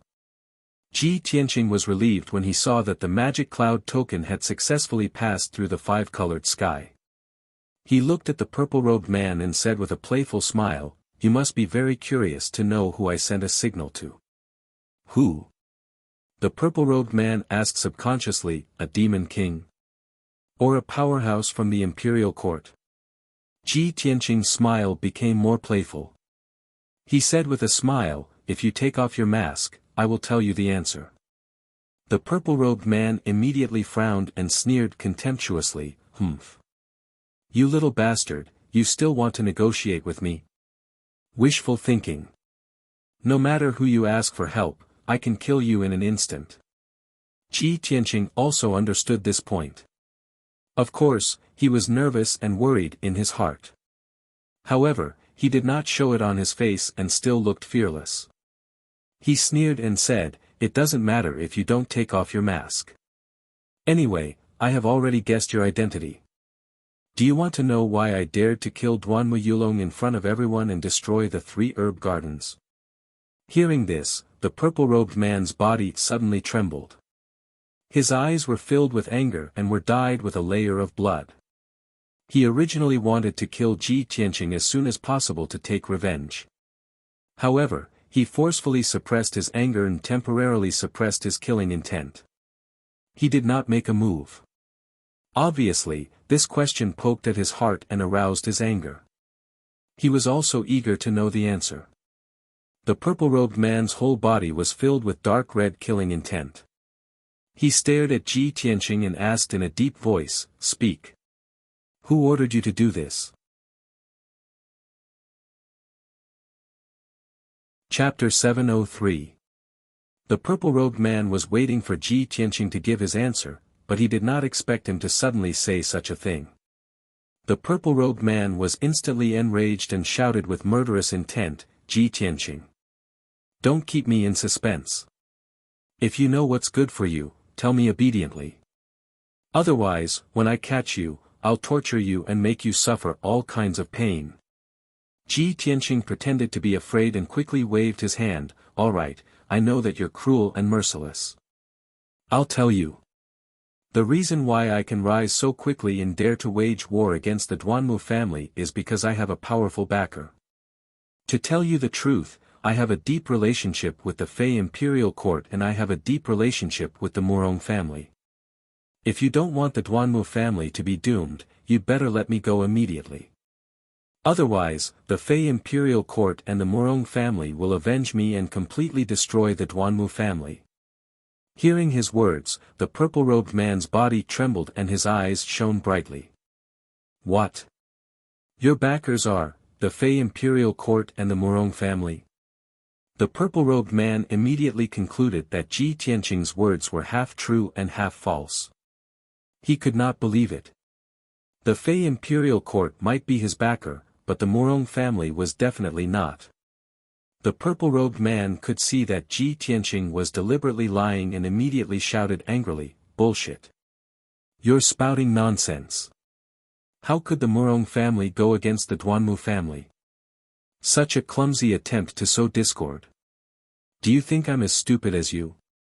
Ji Tianqing's expression was still calm and revealed an "I knew it" expression. He spread his hands and said, "Hee, I've already told you. You wouldn't believe me even if I told you. You must think that the Murong family is the Duanmu family's ally and that they're sincerely cooperating with the Duanmu family. Hee, if things are really that simple, you've underestimated the Murong family too much. In this world, the most terrifying enemies are those who hide in the dark and can't be seen. Duanmu Huang, that's all I have to say. You're on your own now." The purple-robed man immediately fell silent. His eyes kept changing and a look of doubt flashed across his eyes. Although Ji Tianqing's words sounded ridiculous, he instinctively did not believe them. However, he has a suspicious personality. Moreover, the Duanmu family has recently encountered a great change, while the Murong family is calm and peaceful. He couldn't help but suspect that the Murong family was really disloyal. Ji Tianqing couldn't help sneering inwardly when he saw the purple-robed man remaining silent and contemplating. Hee, Duanmu Huang, that old fox, even if he doesn't believe my words, he will definitely be suspicious and guard against the Murong family. Humph. Do you think my words are half true and half false? It's all fake. At this moment, the purple-robed man came back to his senses and shouted coldly, "Ji Tianqing, you little bastard, you're really treacherous. Do you think you can stall for time and wait for reinforcements to arrive? I definitely won't fall for it. I'll tear you to shreds right now." After saying that, the purple-robed man waved his palms and formed a mysterious seal. He displayed a mysterious and powerful soul secret technique. He used the secret technique to control the spiritual chi of heaven and earth and gathered the power of his soul territory. He immediately condensed 2 giant 5-colored dragons that were 1,000 meters long. Moreover, the 5 soul Dharma eyes also released a dazzling white light, which condensed into 9 white light pillars. Heaven and Earth Tyrant Dragon. The purple-robed man shouted and waved his palms with all his might towards Ji Tianqing. Instantly, the 2 enormous 5-colored divine dragons, together with the 9 white light pillars, bombarded Ji Tianqing from all directions. Roar! The 2 5-colored dragons let out a resounding dragon roar. They bared their fangs and brandished their claws as they attacked, bursting forth with a destructive aura. The 9 white light pillars were as fast as the aurora. They instantly cut across 10 miles of the sky and arrived in front of Ji Tianqing. Despicable old thing, you can actually see that I'm deliberately stalling for time. Ji Tianqing's expression changed and he entered the seal of mountains and rivers without hesitation. At the same time, the 2 5-colored dragons that could destroy heaven and earth hit the seal of mountains and rivers hard. Then, the 9 white light pillars that contained terrifying soul strength also hit the seal of mountains and rivers. Bang, bang, bang. An earth-shattering explosion resounded through the sky, shaking the heavens and earth for hundreds of miles. The 2 5-colored dragons shattered on the spot, turning into light fragments that blotted out the sky and covered the entire divine soul domain. The 9 white light pillars also shattered, releasing terrifying soul strength that bombarded the seal of mountains and rivers. They wanted to kill Ji Tianqing through the seal of mountains and rivers. The soul strength was the most terrifying. It could penetrate iron walls and mountains and other objects to directly attack the soul of a person. Once Ji Tianqing's soul was destroyed, even if his physical body was unharmed, he would die instantly. However, when the emperor refined the seal of mountains and rivers, he set up a soul-level array restriction to block the soul strength attack of a soul-tempering elite. The powerful soul strength released by the 9 white light pillars was blocked and offset by the seal of mountains and rivers. It did not hurt Ji Tianqing. The seal of mountains and rivers was blown away on the spot and hit the 5-colored canopy hard, shaking the whole canopy. After a long time, the overwhelming 5-colored brilliance and the raging wind finally dissipated. The seal of mountains and rivers was still floating in the air and did not seem to have any scars or cracks. Ji Tianqing, who was hiding in the seal of mountains and rivers, was also not hurt. However, the power of the seal of mountains and rivers was greatly weakened and the golden light dimmed a lot. Ji Tianqing's expression became more and more serious. He murmured in a low voice, "It's the second move. The seal of mountains and rivers can help me block one more fatal attack, and then its power will be exhausted. No, I can't just sit here and wait for death. I have to find a way to escape." He made up his mind and immediately used his spiritual sense to control the seal of mountains and rivers to hit the 5-colored canopy not far away. Bang! The seal of mountains and rivers was as heavy as a mountain. When it hit the 5-colored canopy, there was a deafening loud noise. The entire sky began to shake violently, generating waves of ripples and creaking noises. However, the 5-colored canopy was condensed by 5 soul Dharma eyes after all, and its defensive power was terrifying. Even though the canopy was shaking, it was not broken and was still intact. The purple-robed man immediately showed a contemptuous look and sneered, "How ignorant you are. You are only at the sky origin stage. Even if you have a soul-level magic weapon, you can't exert much of its power. How dare you break my soul field?" Ji Tianqing kept silent, but in his mind, he was calling the sword soul, the burial of heaven, by means of soul strength. Burial of heaven. Think of a way. If we can't escape from this field, we will all be doomed.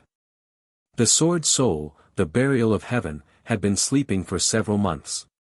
Now its strength had recovered a little.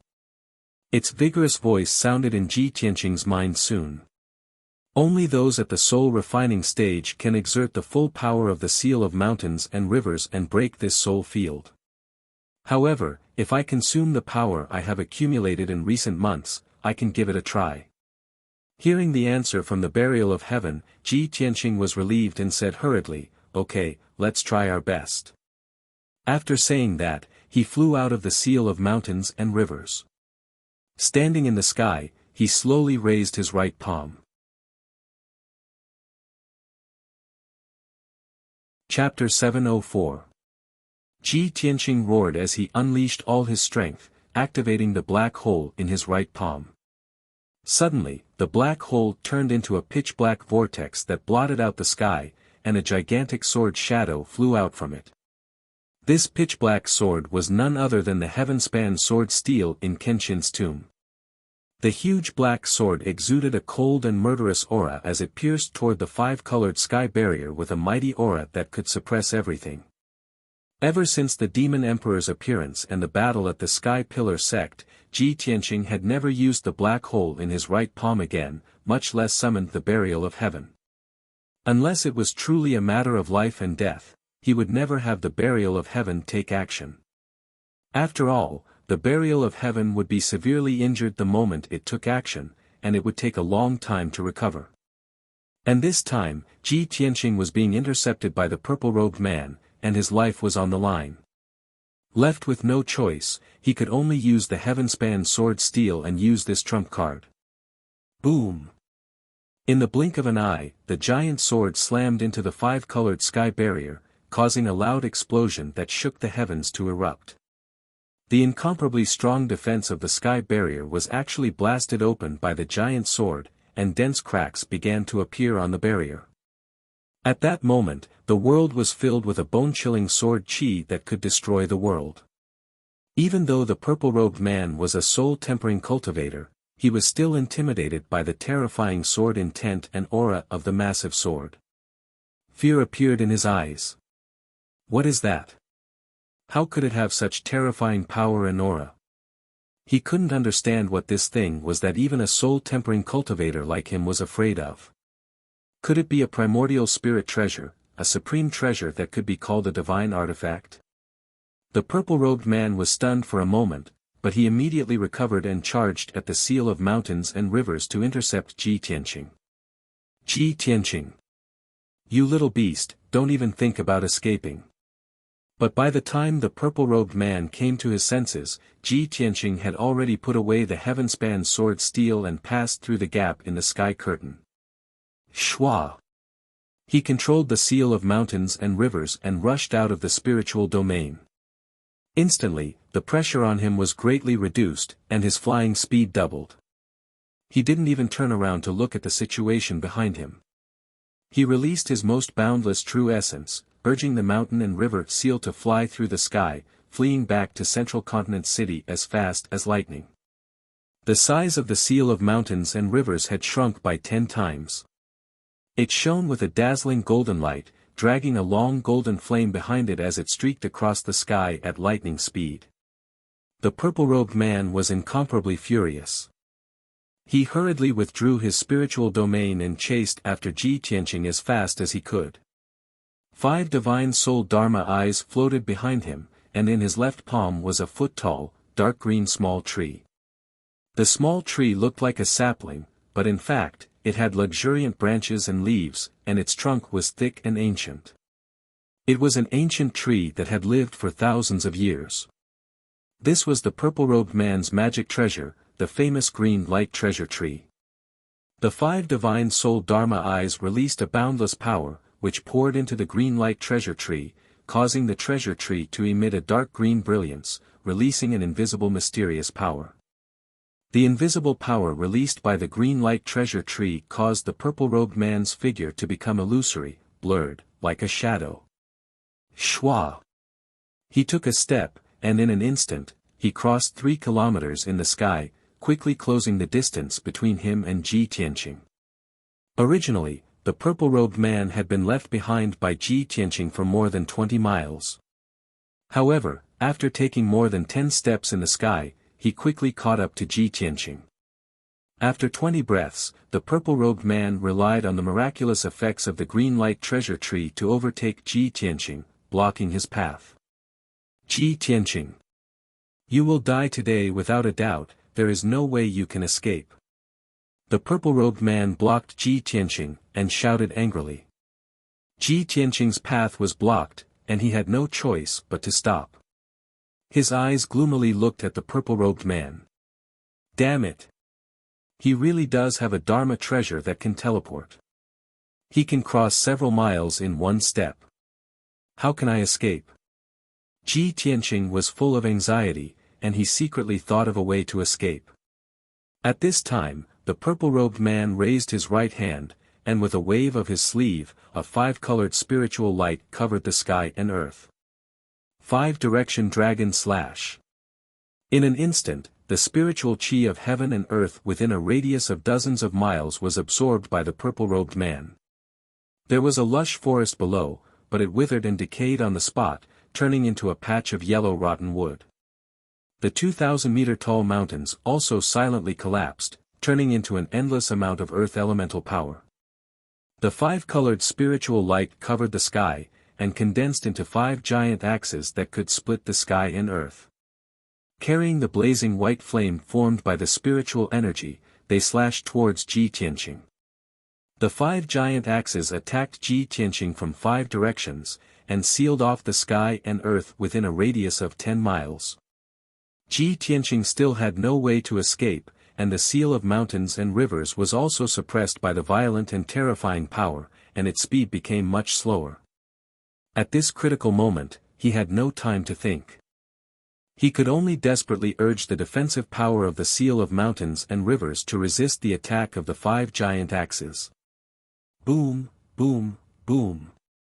In the next moment, the 5 giant axes hit the seal of mountains and rivers almost at the same time, and a series of earth-shattering noises erupted. The sky and earth were suddenly filled with endless 5-colored spiritual light, and everything became chaotic. The forest within a radius of 15 miles was immediately crushed into powder, mixed with the soil and dust, and turned into a dark green torrent, spreading in all directions. The 3,000-foot tall mountains collapsed in an instant, and turned into yellow soil and ruins. Such shocking destructive power was truly enough to destroy the heavens and earth. The earth-shattering noises reverberated between heaven and earth for a long time.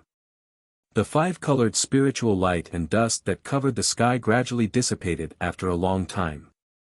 When the sky and earth returned to peace, the mountains and forests within a radius of 15 miles were razed to the ground, and became uneven ruins. The purple-robed man stood high in the sky, looking down at the ruins below with a gloomy face and cold eyes. Even if the territorial master's golden seal is a soul-level spiritual treasure, it should be broken now, right? He murmured in a low voice, and used his spiritual eye to search the ruins below for traces of the territorial master's golden seal and Ji Tianqing.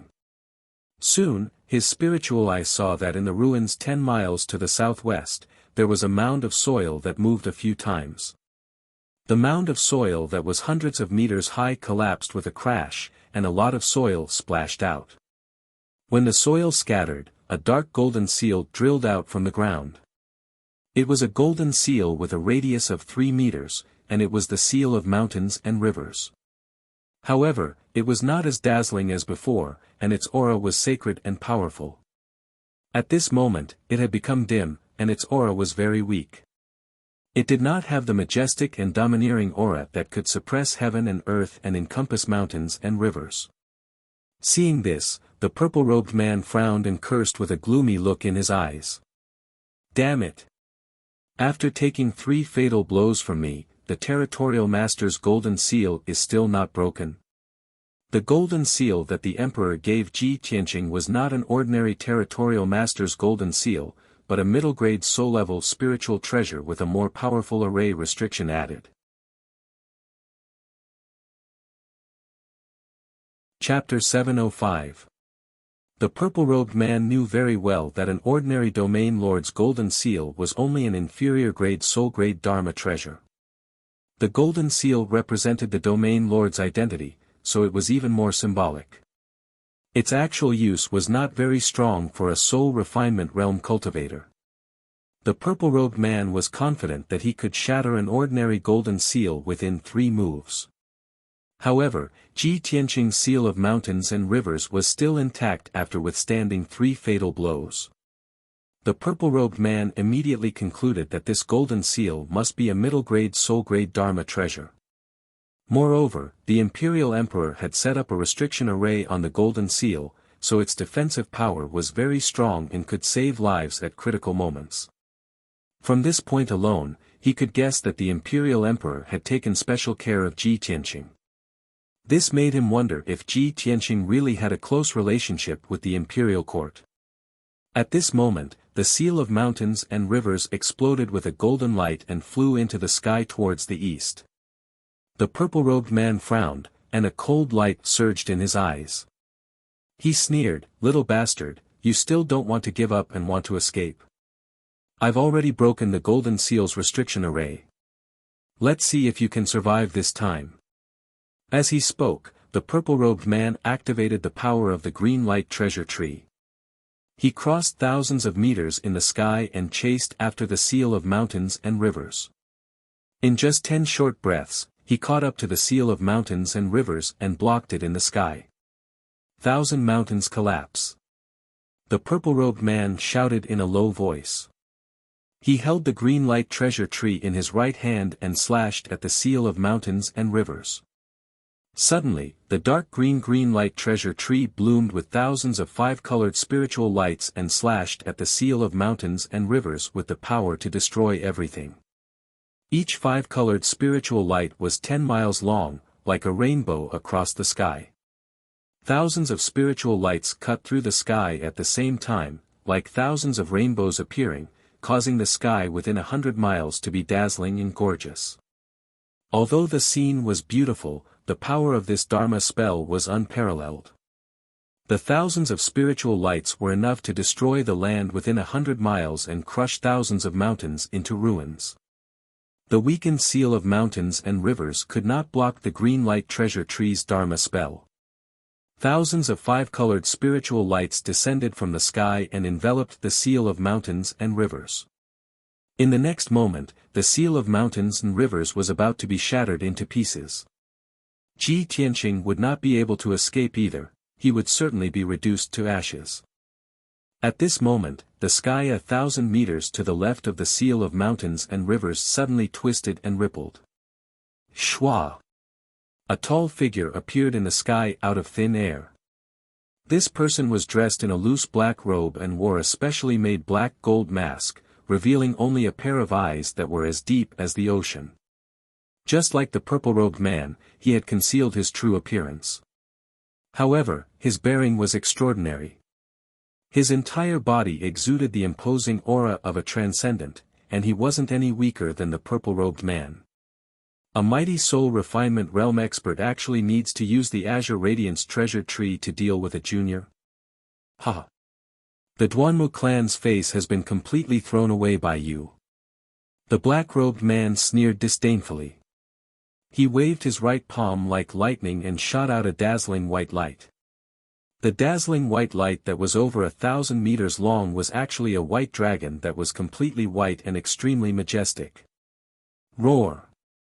The holy and powerful white dragon instantly flew around the seal of mountains and rivers and circled around it, protecting the seal of mountains and rivers. When tens of thousands of 5-colored spiritual lights slashed down, the holy white dragon waved its 5 dragon claws and swept its huge dragon tail, shooting out a white light that covered the entire sky. The 5-colored spiritual lights collided with the dazzling white light, causing a deafening explosion that reverberated across a radius of 100 miles. Bam, bam, bam. The 2 types of light exploded at the same time, turning into tens of millions of light shards that swept up a destructive hurricane and spread in all directions. Instantly, everything within a radius of 100 miles fell into chaos and became chaotic. The sky shook violently, and ripples appeared as if it was about to shatter. The undulating mountain ranges on the ground, dozens of majestic peaks, and endless dark green forests were all blasted into dust. In the blink of an eye, everything within a radius of 100 miles was turned into ruins, leaving behind a gigantic crater. After a few years, if this crater was filled with rainwater, it would become a 100-mile-wide lake. In the sky, the raging wind and dust were still dancing in the air. The holy white dragon blocked the tens of thousands of spiritual lights and successfully protected the seal of mountains and rivers. It hurriedly flew back to the black-robed man's side and quickly shrank a few hundred times, turning into a snow-white dragon spear that floated beside the black-robed man. In the sky 5 kilometers away, the purple-robed man stared at the black-robed man and the snow-white dragon spear. After seeing the snow-white dragon spear clearly, his expression changed, and he let out an incredulous roar. "Bai Long Yin! It's you!" Bai Long Yin was the name of the snow-white dragon spear. This was a dragon spear that had been passed down for thousands of years, and it was a top-notch soul-level magic treasure. The purple-robed man instantly guessed the black-robed man's identity based on that dragon spear. Bai Long Yin was a top-notch soul-level magic treasure like the green light treasure tree. However, Bai Long Yin's killing power was stronger, and the green light treasure tree's main function was not to kill, but to nurture all living things. The two magic treasures had different natures and effects. If they were to really fight, Bai Long Yin would obviously be superior. The purple-robed man held the green light treasure tree and stared fiercely at the black-robed man. He was so angry that he did not know what to say. Ji Tianqing and Cloud Soul Palace really have a close relationship. Even he personally came to save Ji Tianqing. Damn it! I should have thought of this long ago. If Cloud Soul Palace was not behind this, how would Ji Tianqing dare to destroy my Duanmu family's herb garden? He guessed the other party's identity and finally understood the truth. He was instantly shocked and angry, and he roared in his heart. At this moment, a golden light flashed from the seal of mountains and rivers, and a handsome and valiant figure flew out. Swoosh! The white-robed Ji Tianqing flew into the sky with a pale face and hurriedly put away the seal of mountains and rivers. His body seemed to be unharmed, but in reality, his internal organs had been damaged. His injuries were quite serious, and his combat power had been greatly reduced. Phew! Fortunately, Uncle arrived in time. Otherwise, I would have lost my life. Ji Tianqing heaved a sigh of relief and thought to himself that he was lucky. He turned his head to look at the black-robed man not far away. He saw that the black-robed man was wearing a mask that covered his face, and he could not help but be stunned. Uncle actually changed his clothes and even wore a mask.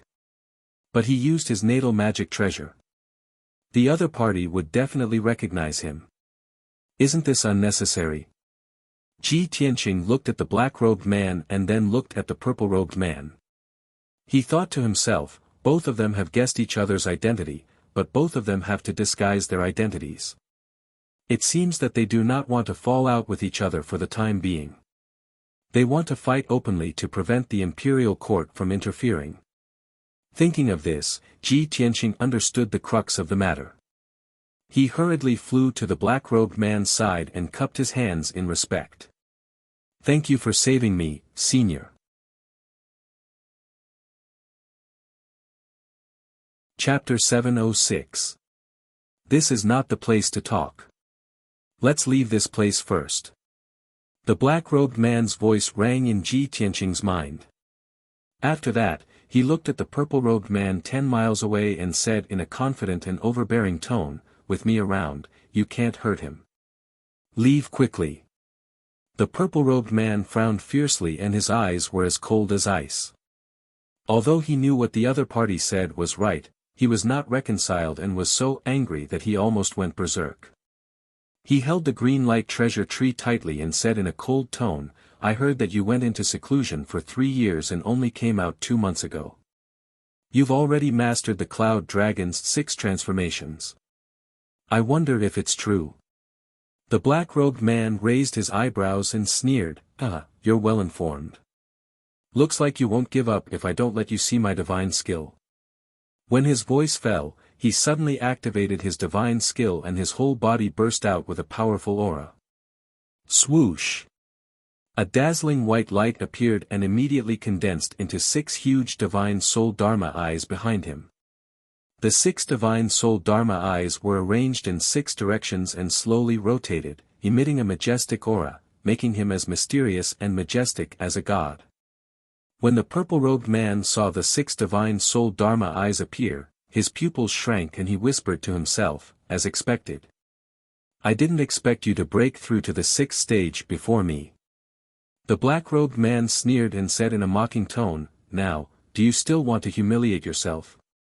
His strength was 1 stage higher than the purple-robed man and Bai Longin's killing power was stronger than the green light treasure tree. If the 2 of them fought, the purple-robed man would definitely be defeated. The purple-robed man also understood this point but he was not reconciled and shouted in a low voice, So what if you reached the 6th stage first? No one can stop me from killing Ji Tianqing. He roared and crazily activated his power.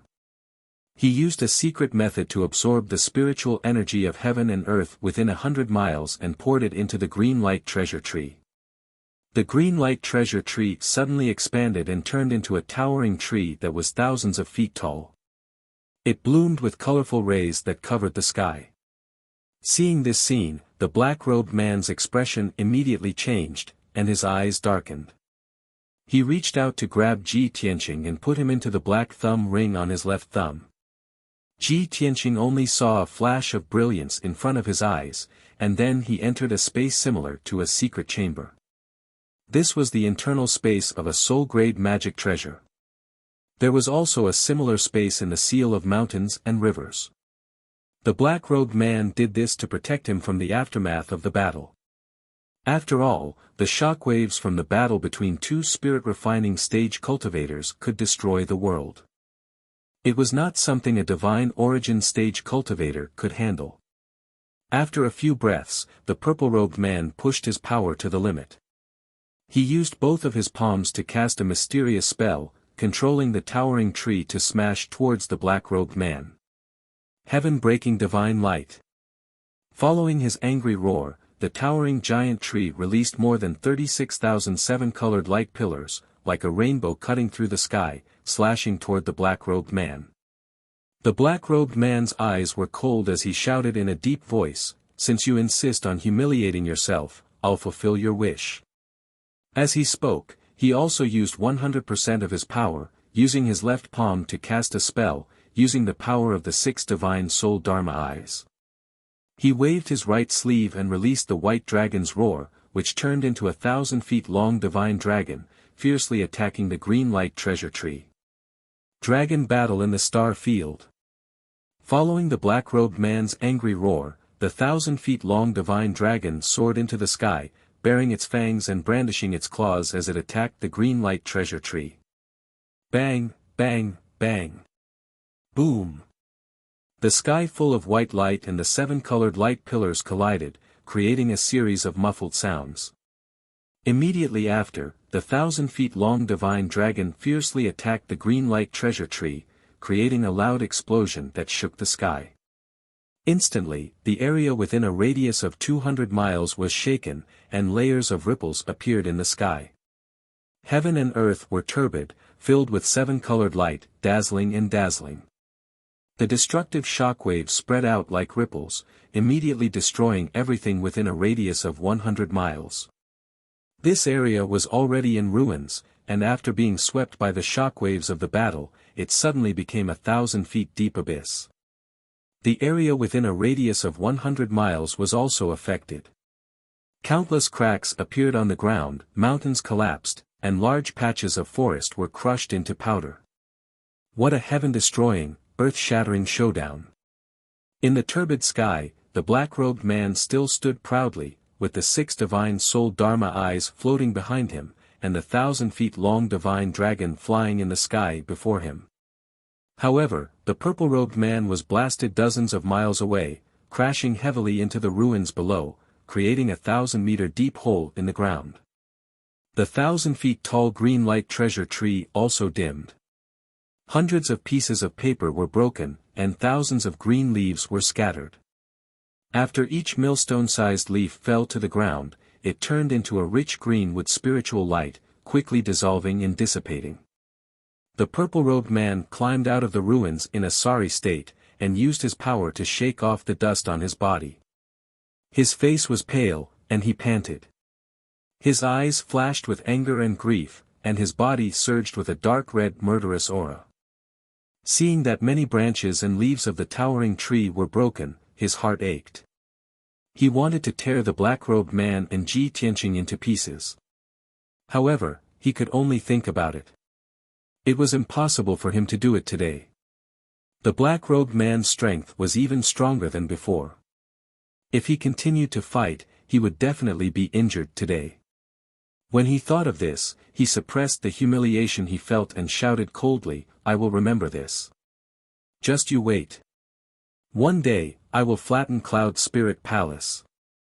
After saying this, the purple-robed man put away the green light treasure tree, crossed thousands of meters in the sky with a single step, and quickly teleported away. The black-robed man stood high in the sky, watching the purple-robed man's figure disappear, but he did not chase after him. He waved his hand, and the 1,000-feet-long divine dragon turned back into a snow-white dragon spear, shrank into a silver needle, and put it into his body. He withdrew his powerful aura, and the 6 divine soul Dharma eyes behind him quickly disappeared. He turned back into an ordinary person. Of course, even if he did not use his magic power or release his aura, he still had the aura of a superior and the mysterious aura of a powerhouse.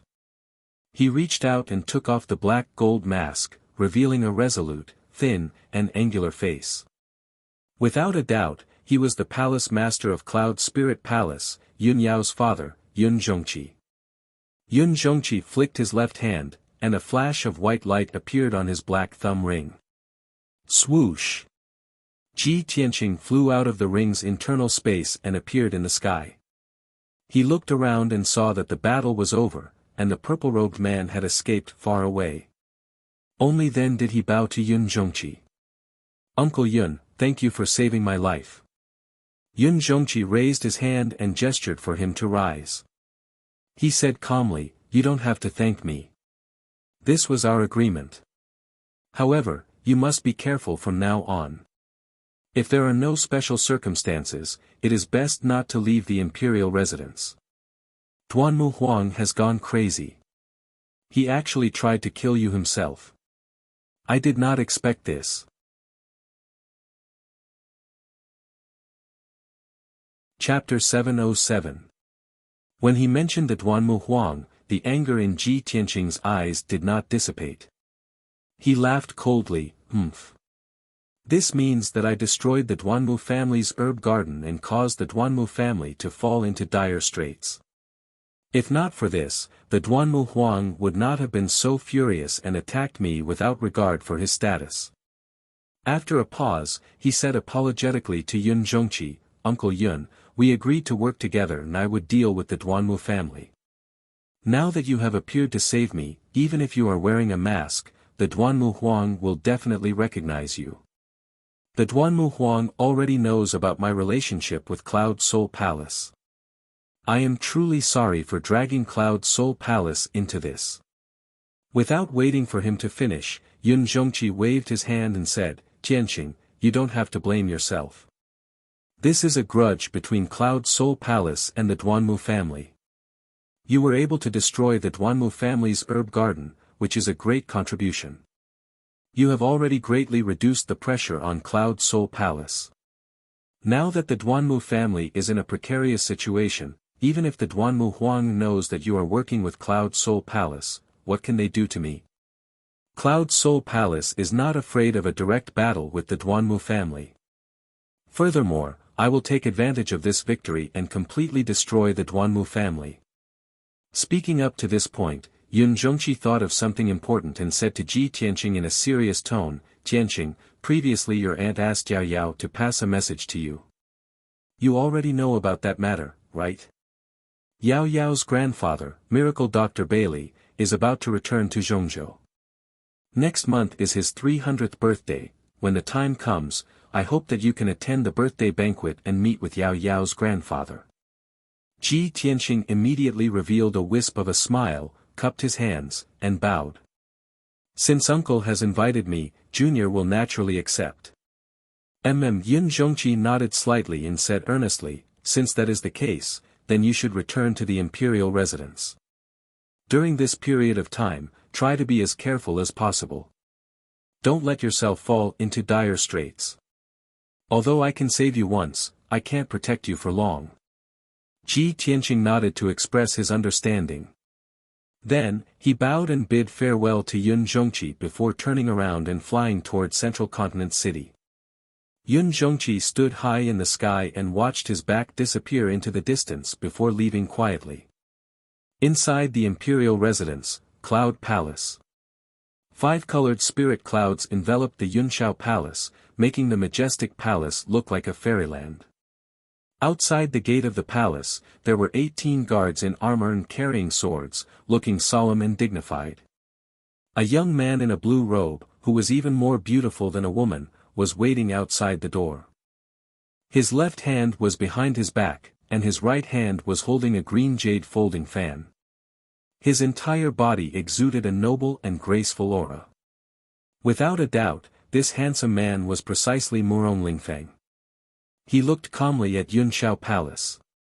His gaze passed through the door and into the palace. His eyes were filled with anticipation and longing. About half a quarter of an hour later, an armored guard walked out of the palace and quickly returned to the gate. This person came in front of Murong Lingfeng and respectfully cupped his hands. Young Master Murong, the heavenly concubine has been busy cultivating in seclusion recently and is unable to see you. Please return. Hearing the guard's words, Murong Lingfeng's eyes instantly dimmed. A deep sense of disappointment flashed through his eyes. He didn't say anything and expressionlessly turned around to leave. He walked into the distance. This is already the 3rd time I've come to find Suwen. Ever since she entered the imperial residence, I haven't seen her even once. Did Long Yunshao imprison her in the palace and forbid her from coming out? Or is Suwen unwilling to see me? The emperor is clearly heartless to her, and I'm infatuated with her.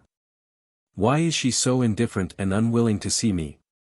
Murong Lingfeng silently muttered to himself.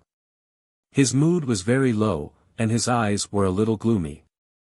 Not far from Yunshao Palace and just as he was about to fly into the sky, a graceful figure suddenly appeared under a large tree by the side of the road. It was a beautiful woman dressed in a long brocade dress. She was dressed like a female official. Her face was delicate, and her eyes were lively. She gave off a delicate feeling that made people want to cherish her. Seeing this woman suddenly appear, Murong Lingfeng was startled. He frowned and said, "You're Lan Huixin. Why are you here?" Lan Huixin walked lightly to Murong Lingfeng. She smiled and bowed. Using a clear and pleasant voice, she said, "Huixin greets young Master Murong." "Greetings, young master." Murong Lingfeng looked at her expressionlessly and said indifferently, "Lan Huixin, aren't you Yun Yao's female official? Why did you come to Yunshao Palace?" Lan Huixin's face revealed a surprised expression. She smiled faintly and said, "I didn't expect young Master Murong to be so well informed. You even know that I'm Yun Yao's female official." Murong Lingfeng said expressionlessly, "How can this young master's power and methods be what you can imagine?" Lan Huixin maintained her smile and said respectfully, "Huixin is ignorant. Young master's family background is extraordinary. Naturally, you're well informed. You can sit at home and know about the world." Murong Lingfeng frowned and looked at her. He said indifferently, "You suddenly appeared and stopped me. What do you want to say?" Lan Huixin's beautiful eyes turned. She said with a smile that wasn't a smile, "Young Master Murong often comes to Yunshao Palace. You're not here to visit the emperor, right? If I'm not wrong, you must be worried about heavenly consort and Suwen. You want to see her face and comfort your lovesickness, right?" Unfortunately, An Suan is infatuated with the emperor and has become the imperial court's heavenly consort. Why do you keep thinking about her? Murong Lingfeng frowned and looked at her indifferently. He asked, the emperor has already chosen his heavenly consort. You have no hope of becoming a heavenly consort. Why do you want to stay by Yun Yao's side and be a lowly female official? You're wasting your youth and delaying your future cultivation. At this point, Lan Huixin revealed a helpless expression. She laughed bitterly and self-mockingly, hee, it seems that young master is the same as me. We're both people who have fallen from grace. Since that's the case, why don't we work together and achieve our wishes? You work together with this young master. Murong Lingfeng raised his eyebrows and revealed a disdainful sneer. Hee, with your status and power, what qualifications do you have to talk about working together with this young master? Lan Huixin was looked down upon and humiliated, but she wasn't angry at all. She said with a solemn expression, Ji Tianqing and Yun Yao have a close relationship. The emperor also has a close relationship with them. Their relationship isn't shallow. Although An Suan is a heavenly consort, she's all alone in Yunshao Palace. She's filled with worry and resentment all day long. Young Master Murong, what if I can make the emperor and Ji Tianqing fall out and cause a misunderstanding between the emperor and Yun Yao? Then An Suan will misunderstand the emperor and be sad and disappointed. Wouldn't the enmity between these four be exactly what you want? Wouldn't it be greatly beneficial to you? Murong Lingfeng coldly stared at Lan Huixin and asked, the emperor and Yun Yao have a misunderstanding, causing Suan to be sad and disappointed in the emperor. This is indeed beneficial to this young master. However, so what if the emperor and Ji Tianqing fall out and become enemies? What does it have to do with this young master?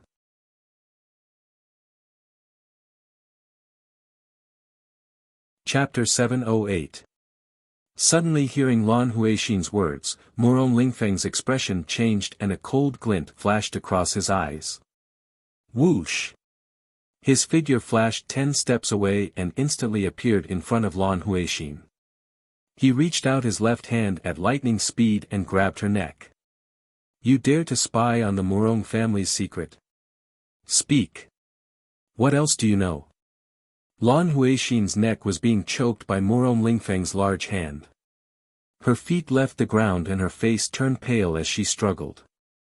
However, she was only at the Yuan Dan stage. No matter how much she struggled, she could not escape from Murong Lingfeng's grasp. Her face was full of anxiety and her eyes were covered with a layer of mist. She looked very pitiful. Cough cough. Sir Murong. Please let me go. I definitely did not and would not dare to spy on the Murong family's secret. I only know that Ji Tianqing has many enemies and is the target of public criticism. You and the Duanmu family both want to get rid of him. Other than that, I really don't know anything else. Murong Lingfeng frowned and thought for a moment. He then looked at her with a cold smile and said in a deep voice, Lan Huixin, you're very smart. You know that you're weak and know how to take advantage of others. However, you don't have the right to work with me. As he spoke, a light flashed in Murong Lingfeng's right hand and a dark green pill the size of a broad bean appeared. He pinched the pill between his fingers and quickly shoved it into Lan Huixin's mouth. Lan Huixin immediately choked and coughed. She shook her head and struggled, wanting to spit out the pill. However, a green light gushed out from Murong Lingfeng's palm, wrapping around the dark green pill and entering her abdomen. In the blink of an eye, the pill's medicinal power was catalyzed and turned into a rich black medicinal power. It spread to Lan Huixin's limbs and bones and hid in her body. After doing all this, Murong Lingfeng released Lan Huixin and said with an icy expression, Lan Huixin, don't try to show off your schemes in front of me. If you want to use my power to achieve your goal, you must pay the corresponding price and listen to my orders. Just now, I gave you the 100 poison heart-devouring pill. This pill will hide in your body for 3 years and will never be removed. If you obediently listen to this young master, then your life will naturally not be in danger. If you dare to play any tricks on this young master will take your life with a single thought and let you taste the pain of 100 poisons devouring your heart." When Lan Huixin heard what he said, her expression changed drastically.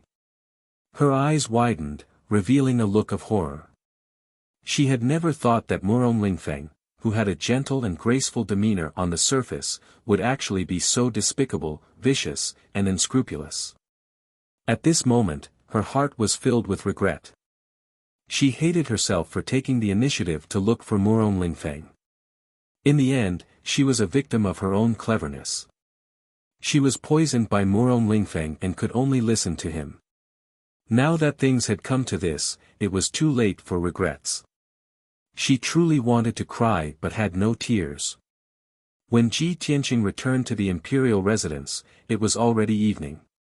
When he returned to Tianqing Palace, he hurriedly took out some healing pills and meditated in his room, silently treating his injuries. 2 hours later, a guard came to report that Yun Yao had come to Tianqing Palace to look for him and was waiting in the study room. When Ji Tianqing heard the news, he hurriedly ended his meditation and rushed to the study room. He had just entered the study room when he saw Yun Yao standing in front of the window. Her expression was grave and her eyes contained a hint of worry. "Yao Yao, you're here." Ji Tianqing walked into the study room and greeted Yun Yao. Yun Yao immediately returned to her senses and turned to look at him. She asked in a concerned tone, "Tianqing, how are your injuries? Are they serious? Just now, I heard from the guard that when you returned to Tianqing Palace, your complexion was very bad. You seem to be seriously injured. What exactly happened?" As she spoke, she walked in front of Ji Tianqing and carefully sized him up. Ji Tianqing smiled and shook his head. He pulled her to sit down on a chair and comforted her. "Yao Yao, don't worry. My injuries aren't serious. I'll be able to recover after half a month of secluded cultivation.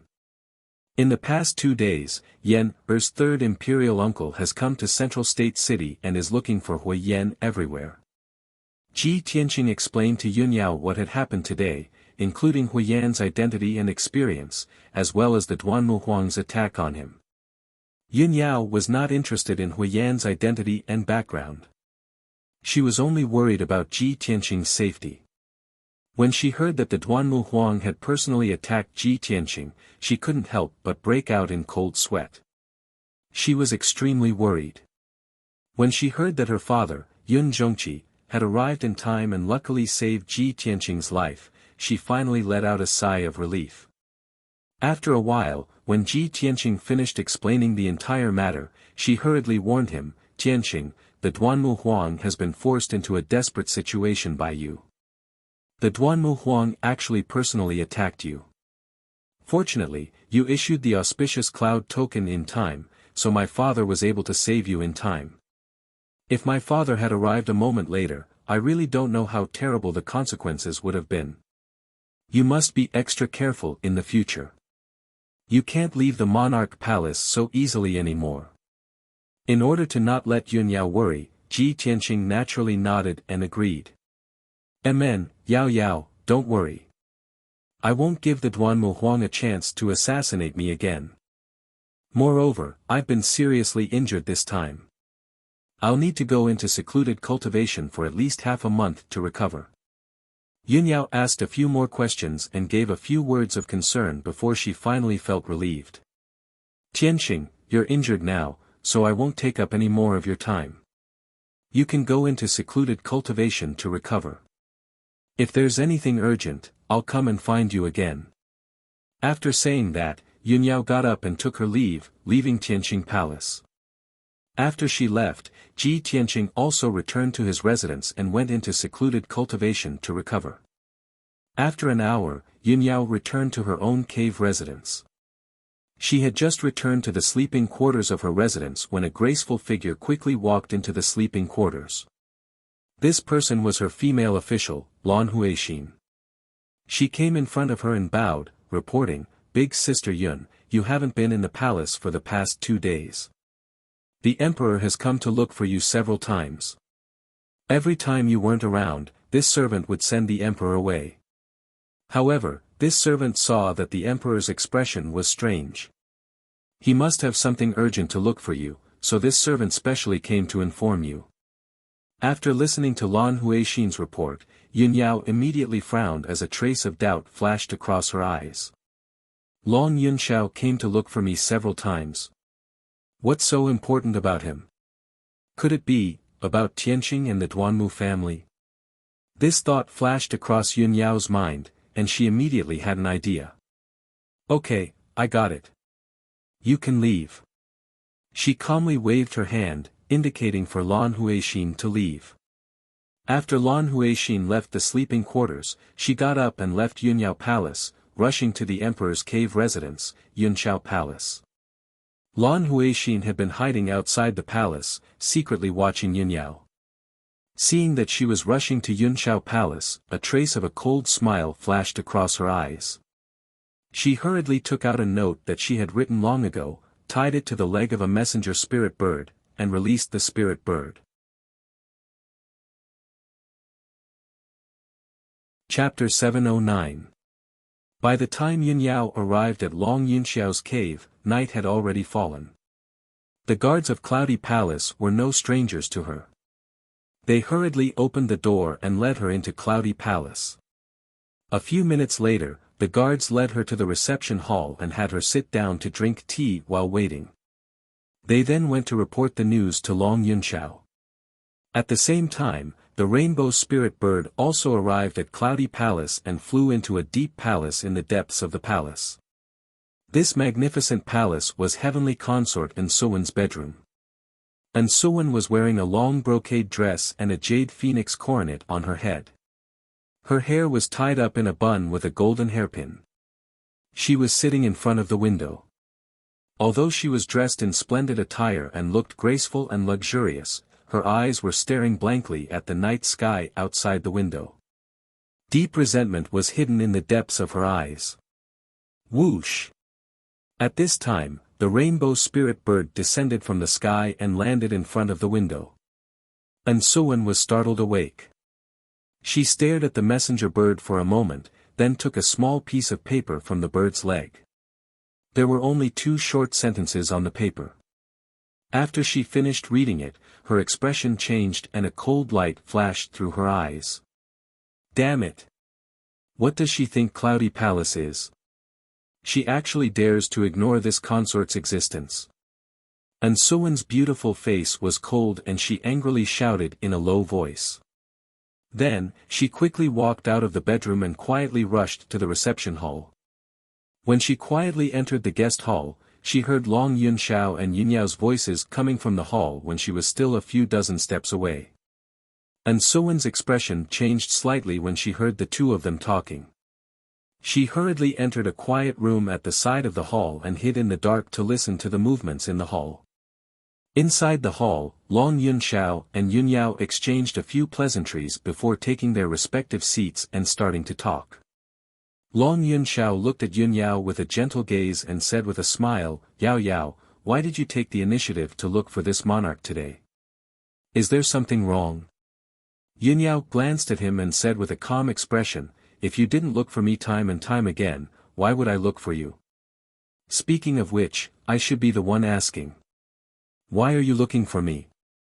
Long Yunxiao was startled for a moment, but he immediately reacted and said, "Yes, I have looked for you several times, and I do have something to ask you. I heard that your grandfather, Miracle Dr. Bailey, is returning to Zhongzhou. Cloud Spirit Palace is going to hold his 300th birthday celebration next month." "Yes, that's true." Yunyao nodded. Long Yunxiao smiled and said, "Although the invitation from Cloud Soul Palace hasn't arrived yet, I already know about it and have prepared a congratulatory gift. When the time comes, I will personally go to Cloud Soul Palace to congratulate." "Yao Yao, when are you going back to Cloud Soul Palace? We can go back together." In a quiet room at the side of the main hall, Ansuwen heard the conversation between Long Yunxiao and Yunyao. She immediately frowned as a trace of disappointment and resentment flashed through her eyes. "There's actually such a thing. why haven't I heard of it?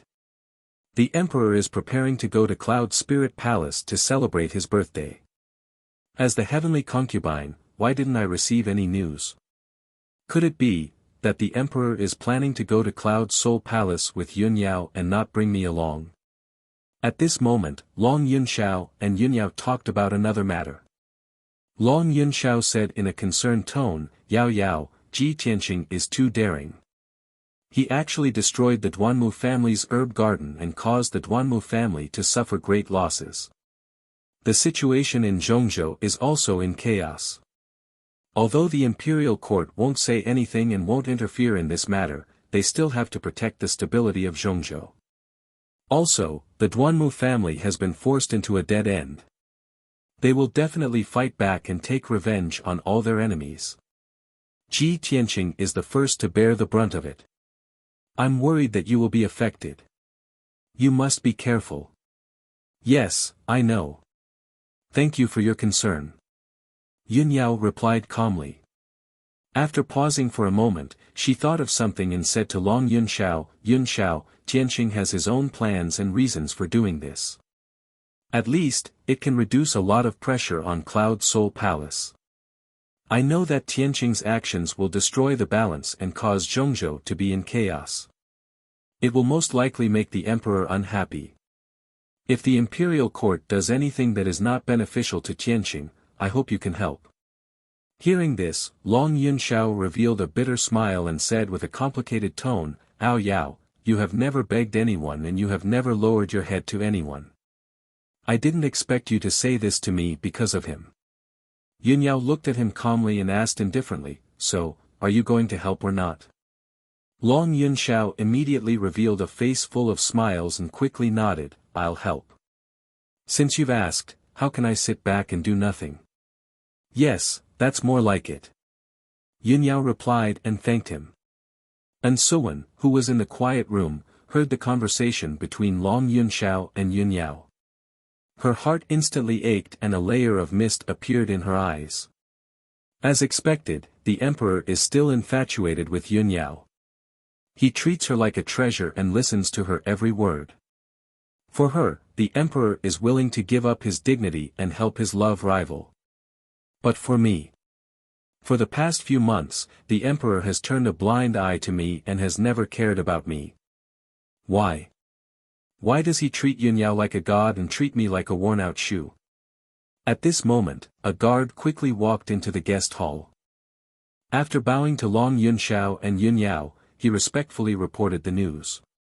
Reporting to your highness, the emperor's guard has summoned you to discuss something.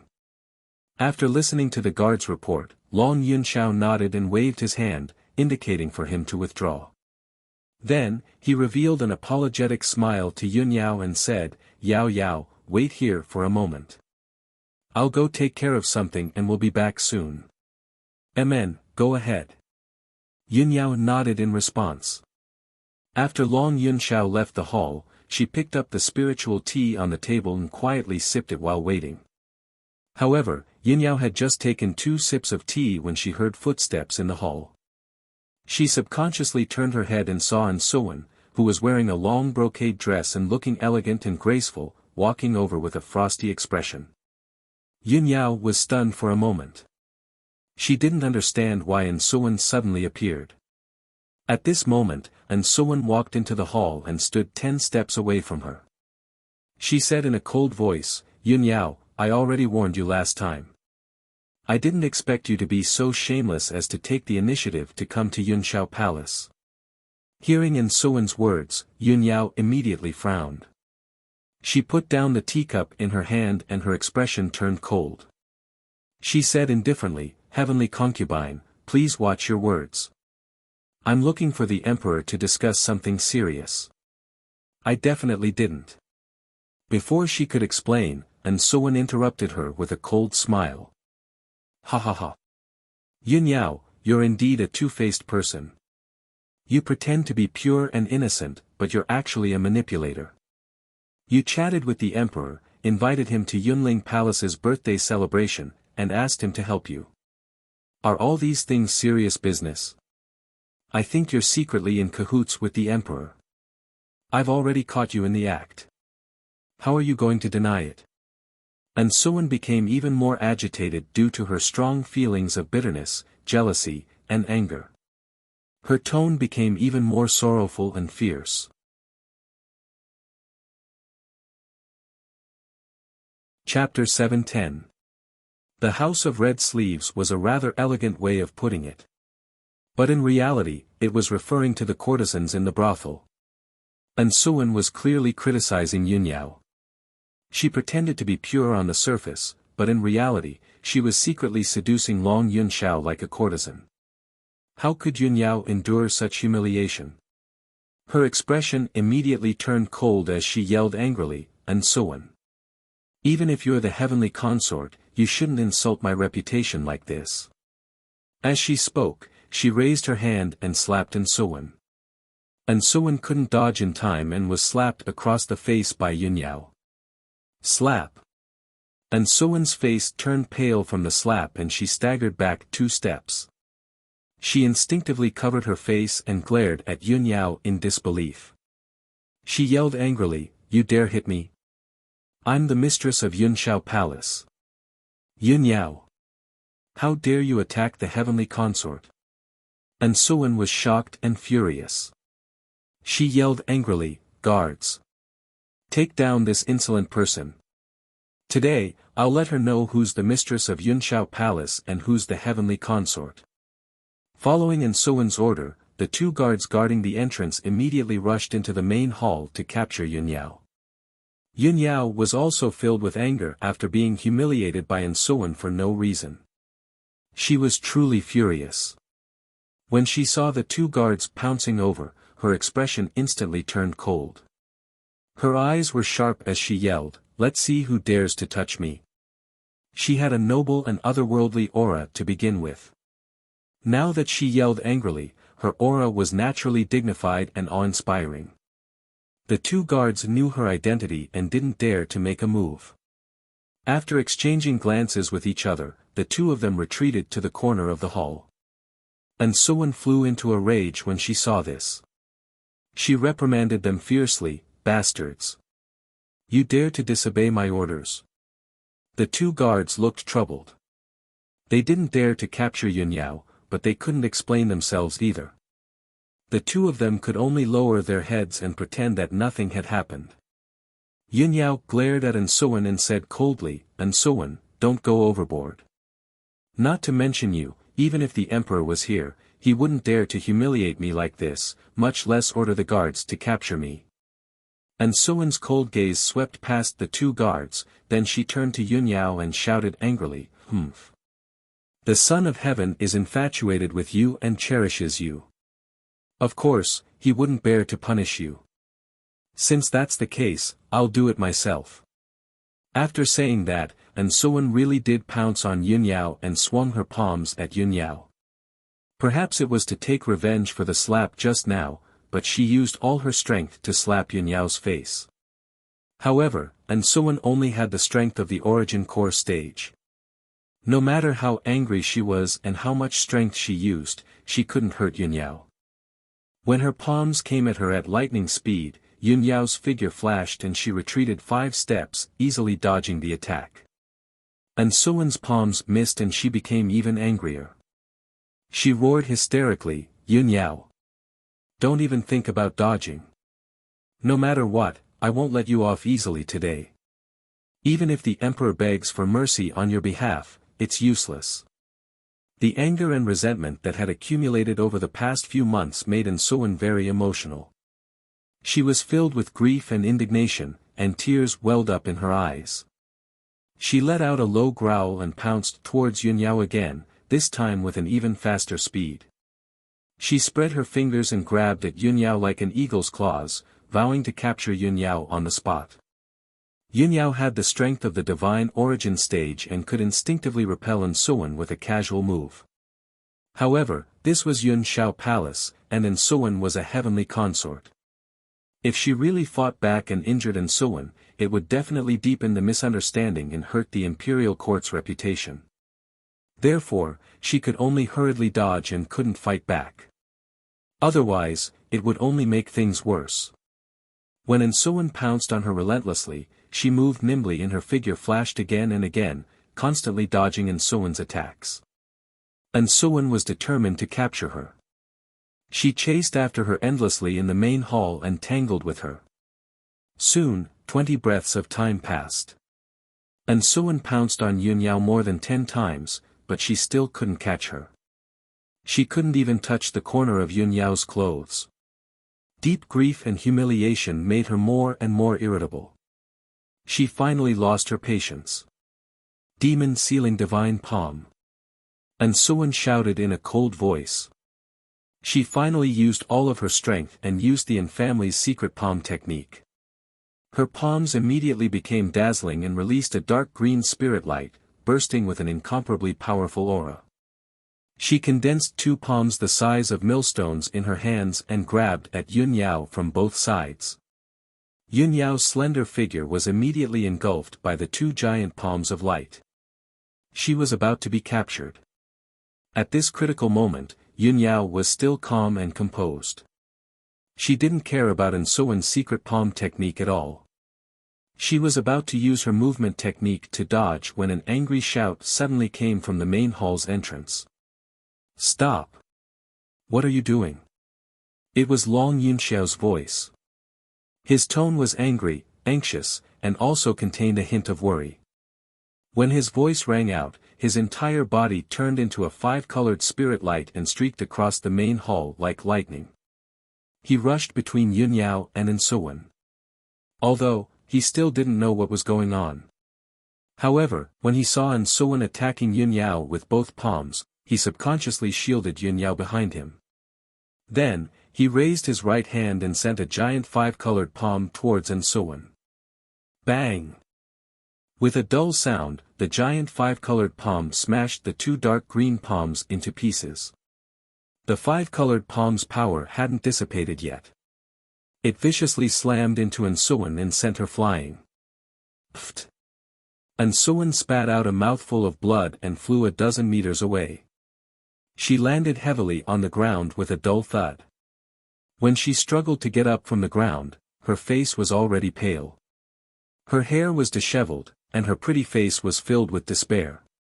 She didn't even wipe the blood from the corner of her mouth. She looked at Long Yunxiao in a daze and revealed a bitter cold smile. He. I knew it. For the woman you love, you're willing to do anything, everything without distinguishing between right and wrong. But to me, you treat me like dirt and throw me away like a worn-out shoe. Long Yunxiao. I hate you. Ensuan's voice was filled with grief and indignation. She looked like her heart had died. After shouting coldly, she turned around and left without looking back. Her figure staggered out of the main hall. Long Yunxiao watched as her figure disappeared from the main hall's entrance. A trace of pity flashed through his eyes. However, he quickly retracted his gaze and looked at Yunyao with concern. Yao, are you alright? Yunyao looked at him with a complicated expression and shook her head. I'm fine. With Ensuan's strength, she can't do anything to me. You, on the other hand, shouldn't have stopped her. You even injured her. You're tuning into the Han Li's Wuxia Chronicles YouTube channel. We're so grateful for your support, and don't forget to subscribe to join us on this incredible journey through captivating stories. Your generosity through donations truly makes a world of difference, as it's the primary source of revenue that allows me to expand and enhance this channel for you. Thank you from the bottom of my heart for being a part of this adventure.